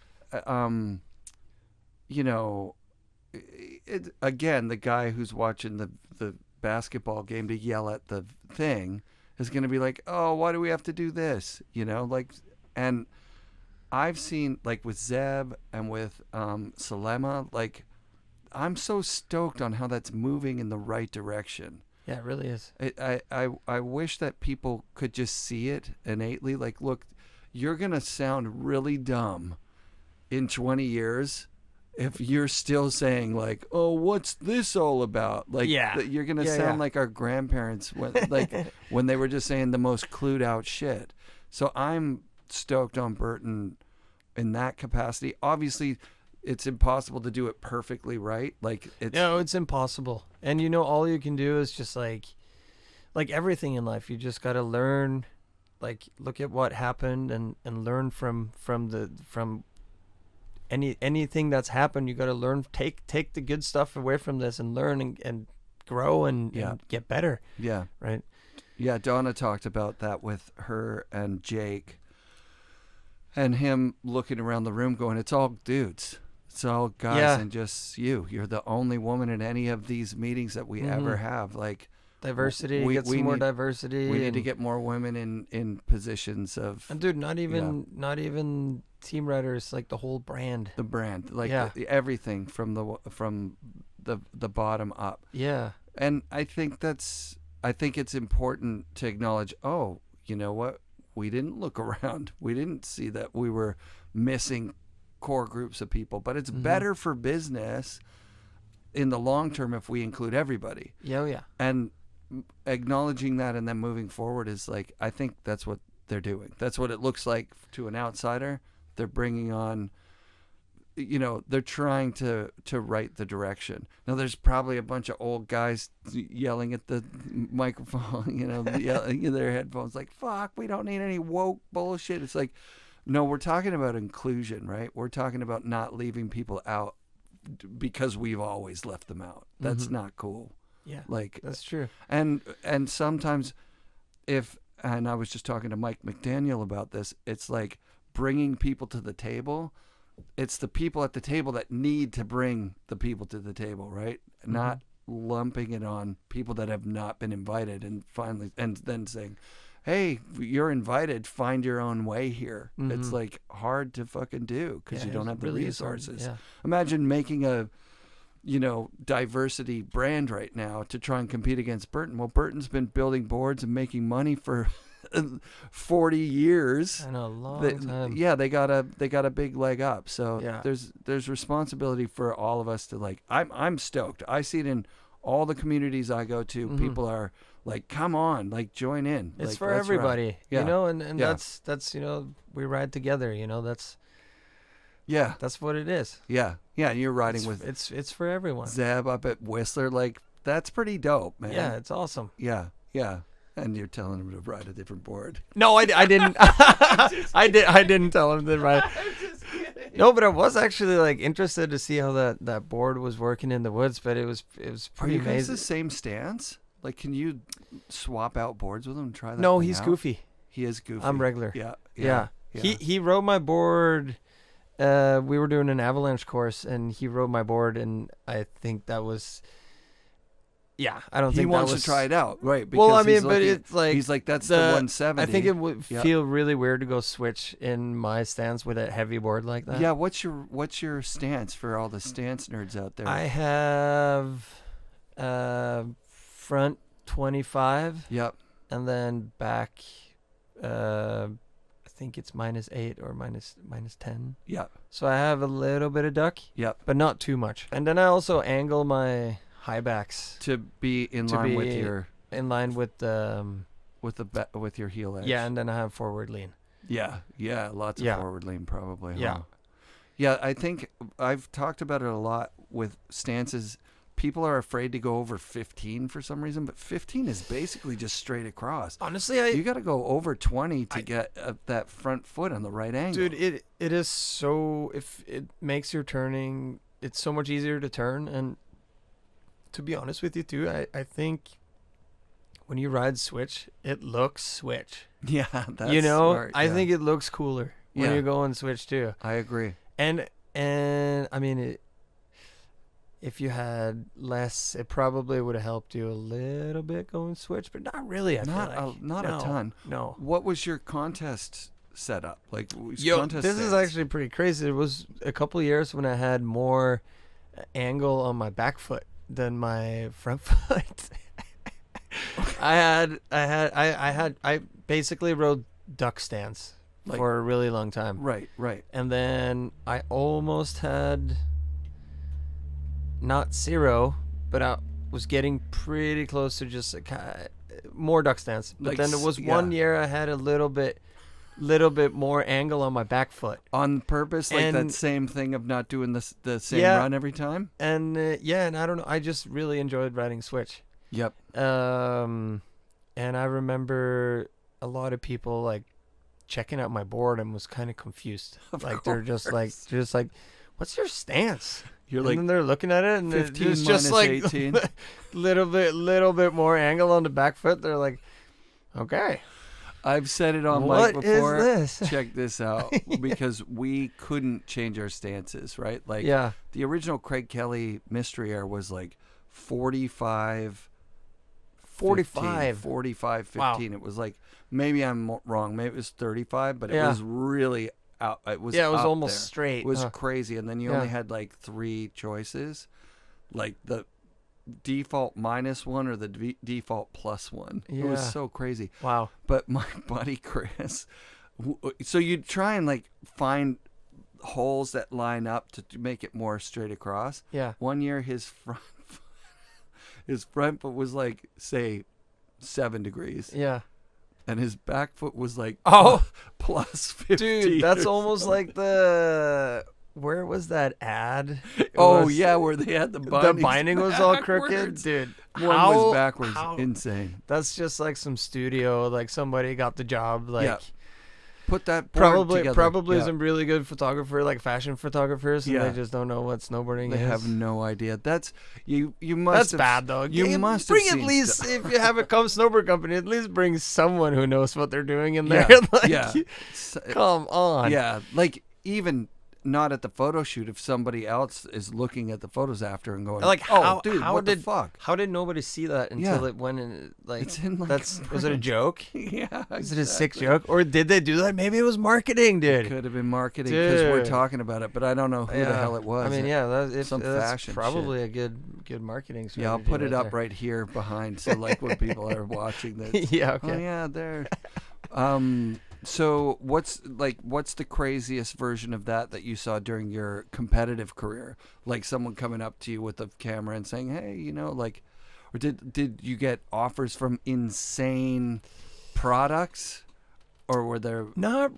I feel like being a Norwegian citizen also, like, I feel like it was easier to get sponsors if you were an American rider. Oh, of course, yeah.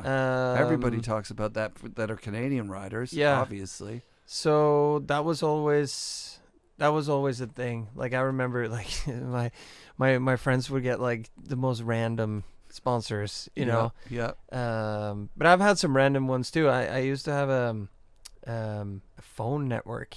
Sick company. What was it? It was called DJus. It's under the biggest like phone network in Norway called Telenor. Brad. And I called for free.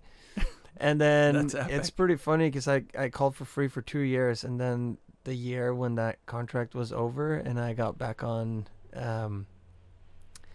I got the craziest phone bill because I forgot about how to and I think I was in New Zealand or something, and I was just like calling like crazy because they didn't let me know, and then I came home and I think my bill was at like $6,000 or something. The first number that you gave me was a Norwegian. Yeah. And so like I know that it costs a lot of money because I called Nico, right? Like I called his landline and talked to him for about an hour. And then I got like a $40 bill for the one phone exactly. call. It's like as much as you pay in a month, right? I'm like, what the fuck, dude? But that's just the way it goes, right? It really is. Yeah, that's funny that you get like a $6,000 bill because you were just using your phone like normal. Yeah. and you're calling international all over the place, talking to your girlfriend who's now your wife, like you know, for 5 hours or something. Definitely. When did you get married? You got married like I got in the married summer or 1 year ago. A year ago. Yeah. Yeah. Down in Vegas. Like, November 14th. Congratulations. Yeah. That's Las super Vegas. sick. Unbelievable. Yeah. Unbelievable. We everything happened pretty like we got married pretty quickly. Okay. And because of that, we wanted to kind of keep it just between us in the beginning. Yeah, of course. Yeah, so I proposed in Ireland. Nice. She has roots. She's American. She has roots in Ireland, and then I proposed there, and then we flew to Vegas and just did it. Like you proposed and flew and got married. Yeah, we did. That's incredible. That was awesome. I don't think I've ever had that much attention my whole life. Like walking around on the Vegas strip, like in wedding dress and suit. It was crazy. And it was just from randos, cool. just from random people? Random people. Yeah. That's what I mean. Like everybody was congratulating us. It was quite a trip. Oh, that's fun. Yeah, it was cool. How did you meet her? Where is she from? I actually met her. I was at Mount Baker to do the legendary slalom. Sick. And she was there with a friend. And then we met there and then stayed in touch and met in our first date, this is kind of crazy, we met in Ireland for our first date. No way. Yeah, because she was traveling. She was in Indonesia and I was traveling, and then she was going to Ireland because she has roots there. Yeah. And then I had always wanted to go to Ireland, even though spot. I'd never been. It's so close to Norway. Yeah. So I just took a flight over, and then we met there, and then the rest is history, really. Wait, was the first date when you proposed and then you No. Okay, so no. Oh, that would be pretty. That would be pretty cool. That would be so we crazy, dated. Yeah. We started seeing each other, dated for a while, and then we went back. Yeah. To Ireland. And you're again. feeling this. You're like, hey, this is where our first date was. Yeah, because we were living in different places, right? So.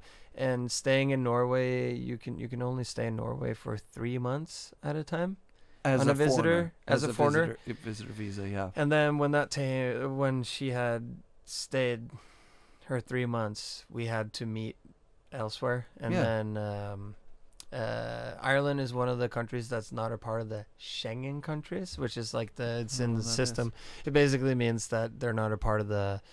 Like you can go to Ireland. Because it's not a part of the European Union, something like that. Yeah, or Norway is not a part of the European Union. Wait, what? Yeah. Oh man, really? Because of that oil thing that we talked about. We never have been a part of the. Because financially, it just doesn't make sense for you guys. Yeah, I think so. Probably, right? Yeah. Because my rudimentary understanding of Norway is that they found oil in pre-80s, because in the 80s there was a boom, and then there was like this crazy drought that put the price way up, and then the price like just fell. Yeah. And the Norwegian government was banking on the price going up forever. Mm-hmm. And when it fell, the country was in trouble. And as were Canada and the States and all over the place.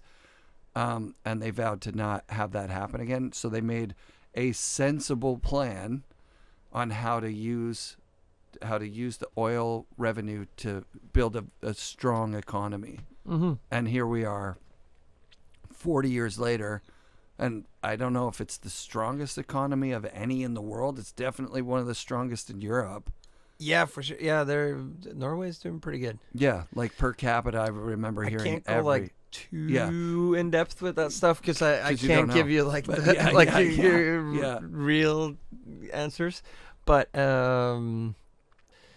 feel very lucky to have been growing up there, and there's a lot of benefits. The crazy thing you told me though is that those benefits come at a tax cost. Yeah, which I've never heard before. I remember saying to people that Denmark has a 50% tax, and they're like, what, 50%? Yeah, it's the same in Norway. Yeah. And in some cases might be more too. So you've been paying tax over 50% I actually on pay. all your I stuff? actually pay taxes in the States, and Norway. So I get the double. I get the double up. That's no good. Well, at least because I pay so much taxes, I can also like write off a bunch of stuff. Yeah, a lot of stuff. So I do get like tax returns. Yeah. Although I'm waiting for my tax return from the States. They owe me money for actually 4 years. Holy shit. Yeah. They don't like owing people money, I guess. No, they make it really difficult to get the money back, and then which I understand, but it's time, IRS. Yeah. Come on. Give me my tax return. That's sick. Yeah, man. So are you guys living in Squamish now, or living together in Bellingham? Like, I know her family's from Bellingham. Yeah, so this is pretty cool. My wife's name is Cashel, and Cashel Bang now, and her parents she's from Bellingham. So basically that is my like base. Yeah. And then Canada being like my favorite place to snowboard in the world.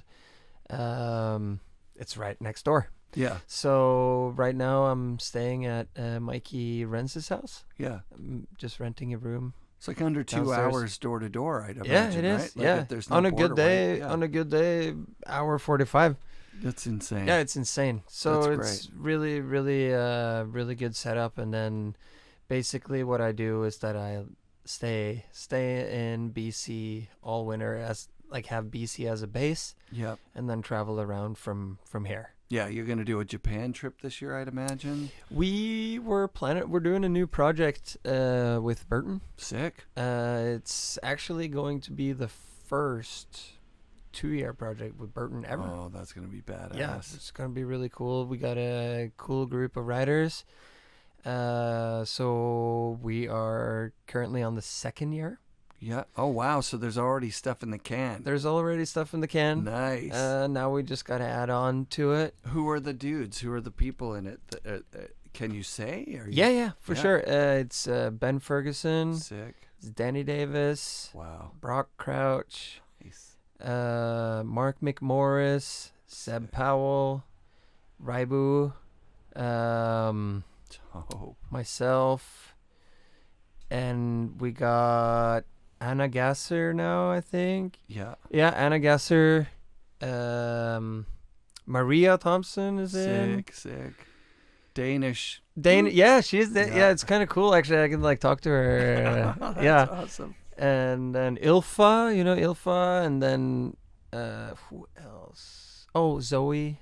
Oh, this is a mega project. Yeah, so that's rad. And it originally was supposed to be a smaller crew, but then they have added on people, so forget me if I forgot someone. Yeah. But yeah, and then I think Mikey too might have some stuff in there, but he's also like helping out a bunch. And then That's rad. I miss and then those also days. and then we were in Japan last year, and then we're gonna some of the riders are gonna go to Japan, but I think I'm not, because Ben Ferguson and I spent 6 weeks in Japan last season. So you've got a segment. We got stuff. I would have loved to add it onto it, but last year in Japan was incredible too. Yeah, what a time. Oh man, and Japan is just so consistent. Yeah, the snow, how it snows just when it starts snowing there, it just keeps snowing. Yeah, it's awesome. Looked like JX. Dude, actually, like if you haven't been there, like, and for any other people who are listening that hasn't been to Japan, like, that is such a good place to, if you're gonna save up some money to go on a snowboard vacation, like going to the North Island in like February, you're like guaranteed powder. Sick.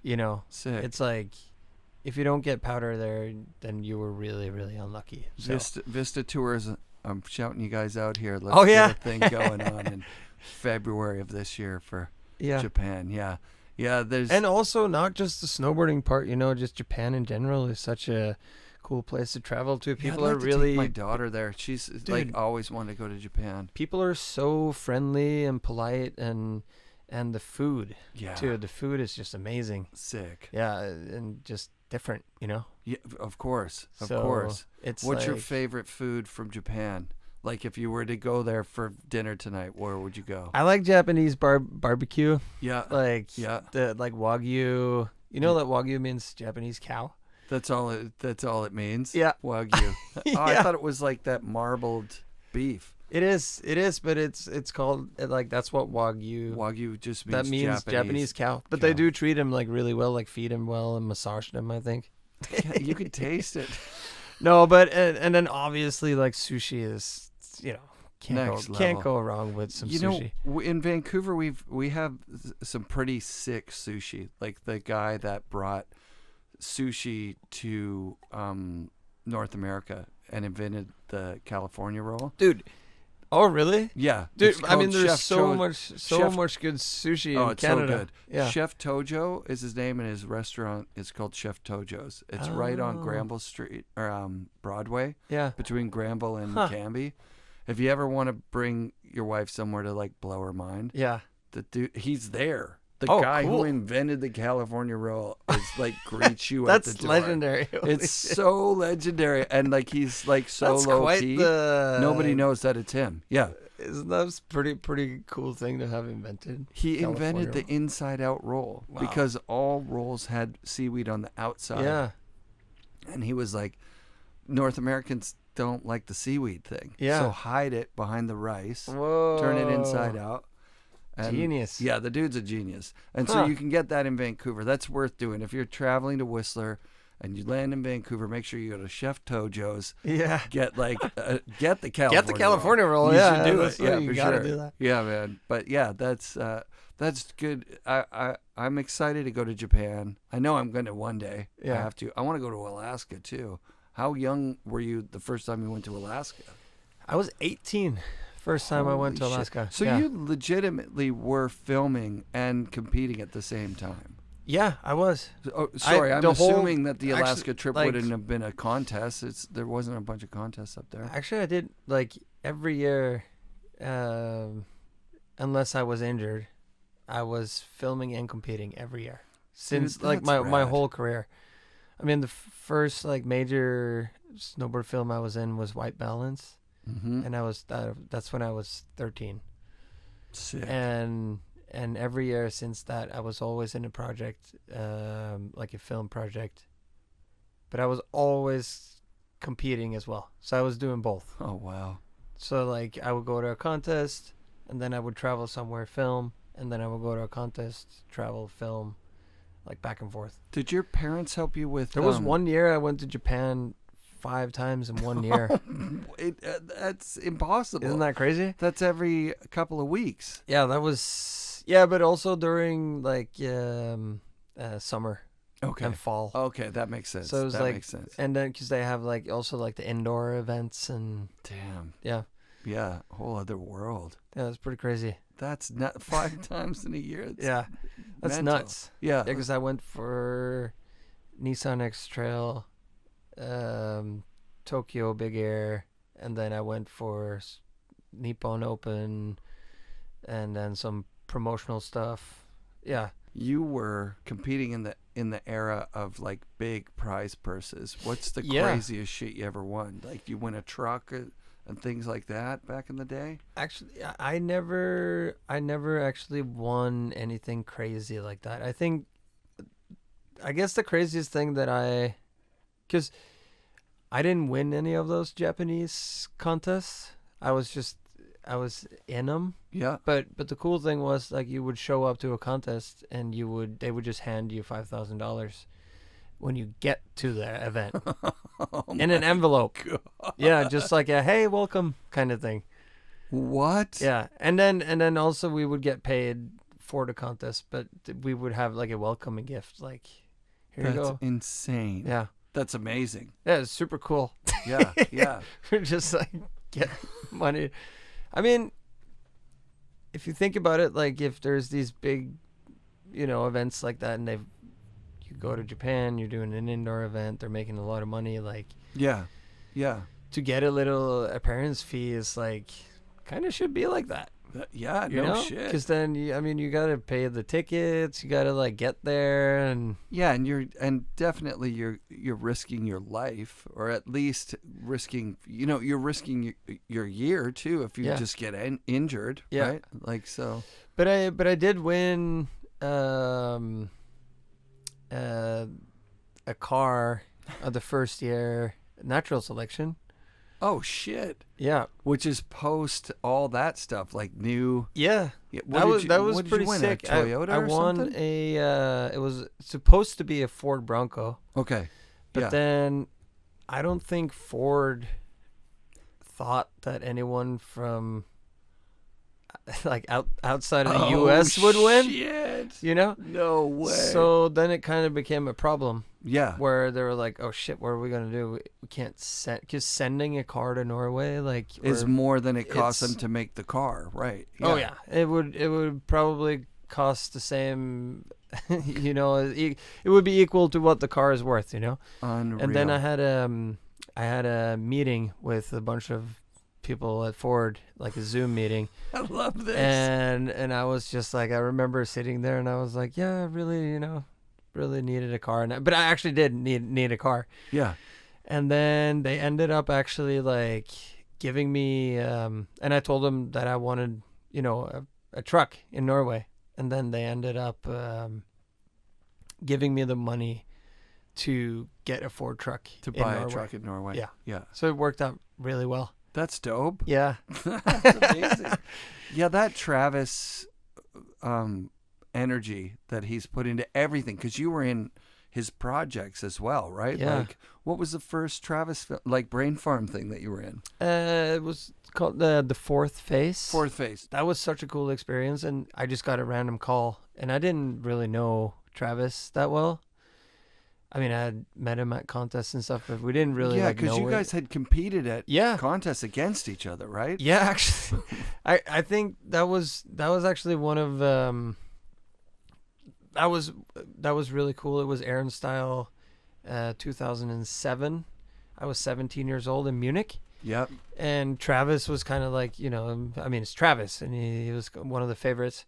And then when we had the draw, he picked me, and he smashed the ball because it was bang. Nice. And it kind of like, and then I was going against him the first round. Oh, the year before, by the way, I won the rookie challenge that got me into the main event, and then the next year I had to go first round with Travis Rice. Unreal. Which was, it's a 17-year-old, Yeah, yeah. And then I beat him. With the switchback 10. And then I ended up getting second place at the whole event. Dope. Kevin Pierce won. Oh, wow. Yeah, the Cat 12. And then Torstein Horgmo got third. Yeah, so that was very very memorable, and the second place was, it was cool to get second place, but I remember it was bigger kind of advancing with Travis for against me. Travis, of course. Than actually getting the podium. He wasn't quite who he is now at that time. He was a badass competitor for sure. Oh yeah. I mean, he was doing this like double rodeo something and he couldn't stick it. It just didn't happen for him. And I landed switchback 10 like that's fucking pretty badass. Good. He might have like landed it, but it was like not perfect. Little flail or something. Yeah, or something. I think that was what happened. But so then it's years later before you're in his movie. Yeah, and then right, and then I'm actually in New Zealand, and I get a phone call, and he's just like, "Hey, it's Travis Rice," and I'm just like, "Oh shit, rad! Hey, what's going on?"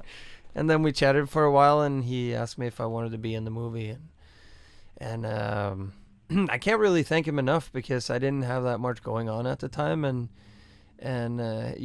his movies are.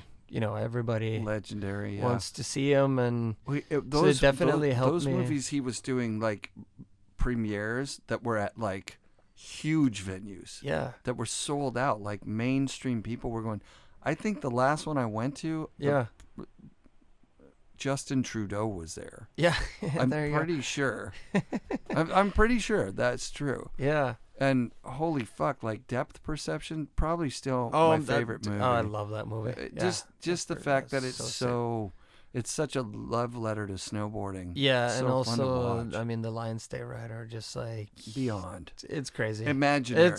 Like you can't just go down that stuff. You need to know what you're doing to go down that stuff. Right. I remember. And also have the balls to go down that stuff. My favorite part was that Robin Van Jim was in it, and she was just right there with them, and it wasn't like a separate section or something. Yeah. It was like, I can't even imagine what it's like to ride with Travis doing his Travis shit, and then you're filming. I mean, dude, it's insane. I mean, I knew a lot about. I mean, I had already spent a lot of time in the backcountry, but mostly riding like jumps and step downs and mini golf kind of stuff. But I didn't know that much about line riding yet.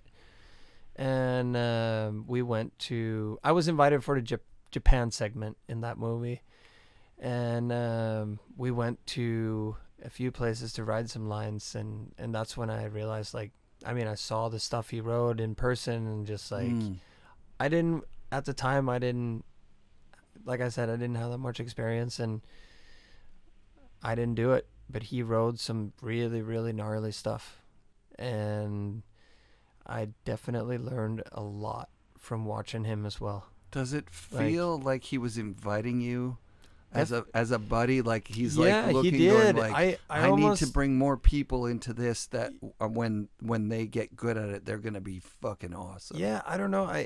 You're gonna have to ask him about it, but it kind of felt like he believed in me a little bit. Yeah, of course. Which was such a honor, you know. Well, you had beat him at a contest, right? Like, so he knows. Yeah. Like, he beat me at another big air in X Games, so we're square. one to one. Right? Yeah. But like, I mean, it's not hard to see that you were like, if you were to transition to being like a full-on backcountry rider, like you have, that's some pretty crazy, awesome shit's gonna come out of that, and it has. So. Yeah, I definitely want to thank him because I mean, there's so many people out there that could have been invited, and just that's got to be that's got to be a hard thing about being Travis is all the people, because I hear it too, like people saying like, why isn't this guy getting invited? Why isn't that guy getting invited? I feel like a person like him in his position, he just kind of needs to just like go with whatever he feels, right? Because like you can't listen to everybody. No, of course not. It's that's impossible. And he's such a big powerhouse in snowboarding that he's not, in my opinion, I don't know, but he's not being influenced by outside forces, right? Like Red Bull saying it's got to be all Red Bull guys. You're not even on an energy drink, which is insane. That's kind of easy to invite me because I don't have an energy drink. Oh, I get it. Yeah. I get it. Like if I was on like a different energy Monster brand, or something, then it would have. It might be a conflict, right? So that actually might have been one of the reasons why I got invited too. Oh, come on. Yeah, maybe, but maybe. Yeah. I mean, it definitely. Right. I mean, it's not like it didn't help. Right. Yeah. Sure. Do you want to talk about the energy drink thing? Because you did have energy sponsors at some point, didn't you? I did, yeah. Monster. I was on Monster. I actually... Rockstar even too, right? Well, I was just going to say that year when I was going up against Travis in Aaron Style, Munich,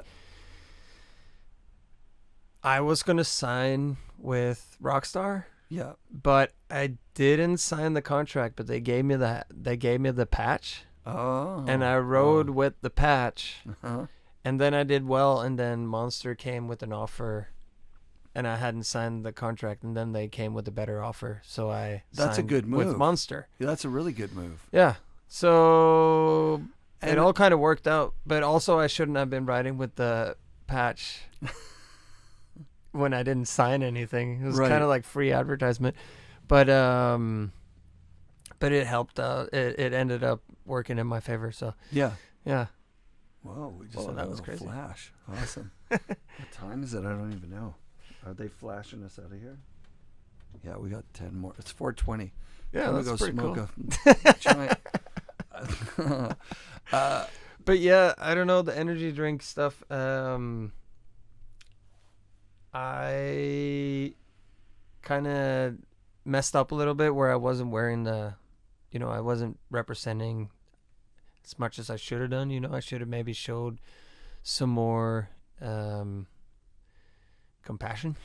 That's one of the reasons in this. But I mean, I was always wearing the hat and stickers when I was snowboarding, but I guess I wasn't wearing it always. Out getting the lifestyle stuff and doing all that. So and representing also I feel like that kind of makes sense, and I understand. I mean, I don't know if that's the main reason, but I'm guessing that's what it is, because like I didn't do anything. Yeah, you're left to guess. That's the problem. I had Anon as a sponsor forever with Burton. Yeah. And I feel like, dude, I mean, when we're talking about it, this context, this whole interview, I'm like, I love Burton. Yeah. I don't know if I did that all the time. It's funny when a sponsor leaves, then all of a sudden you're like, well, what did I do? Yeah, exactly. Did I talk too much about something, or is it really the budget? I think someone will say it's a budget thing, and you go, oh, is it a budget thing? I don't think. Well, I mean, like, thanks to Burton, I can do what I do. Right. Like,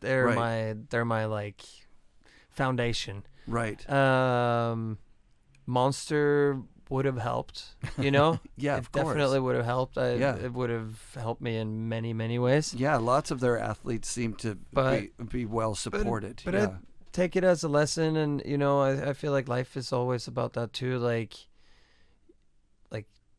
maybe if somebody is supporting you, like maybe show a little more love, right? A little bit more love than because they are supporting, they are paying you, and giving you an opportunity that.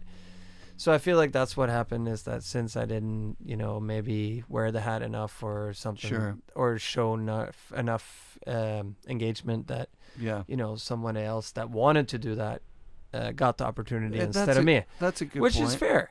Totally it's fair. totally fair. Yeah. So yeah, as far as Anon goes, for me, I was so sad. Yeah. Not when it happened. I was like, I understand. It's totally fine. Like, and thank you. That was the main thing. Was like, thank you for. I'm so stoked that I got to say I was working with Burton. I'm so stoked that I got to go to the Burton factory, meet with Donna, all the things. TK, are you kidding me? I still talk to that guy. TK all the is time. awesome. He's the best. But what really happened the most for me was when I went to Other Goggles. I was like, oh shit. Anon goggles are so badass. They really, there is a reason that they, oh wow. Whoa, what did we just lose? Is that the, I don't know what that is. It's the main lamp. I think we just got lamped. I think we got lamped. I think we just got in the middle of me saying how much I love Anon. No, I really do miss that Burton support. There's something about Burton support that's just a little, that next level up. Yeah. And they're not just the support. Sorry, the quality of the shit that they make. Mm-hmm. For sure. It's, you really need to have it in order to understand, like, just what attention to detail is. Sure. That's it. We got Oh, here we go. All right. Mikkel, we've done 2.5 hours, or 2 hours and 15 minutes.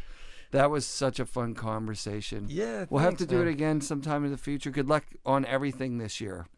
Thank you. Like filming, natural selection, obviously you're back on that roster. Yeah, that's I got invited back. So we're going to give it another go. Sign up with me. Yeah. In your eyes. Thanks, brother. That was really fun, man. Thank you so much for having me on. Yeah, you know what? If really there's anyone that you want to thank, I'll just play this over the credits or whatever. If there's... Yeah, I would love to thank my family, my wife, my dear wife, Cashwell, and obviously Burton, Dragon, and Nixon for always having my back and helping me continue this dream that we live. FNRad shoutouts to Mikkel Bang and his sponsors, Burton, Dragon, and Nixon Watches. Special thanks to The Common in Squamish, a 24-hour workspace where we recorded this interview in their phone booth. Jess Camira booked the conference room there for our episode last season. That's how I found out about The Common. Thanks as always to our Patreon and the hardcore listeners who stay right to the end. Last and not least, thank you Kaz Nahui. Your art inspires me, dude. Be sure to come back next week for more FNRad snowboarding presented by Flojoy Water and brought to you by FNRad Productions.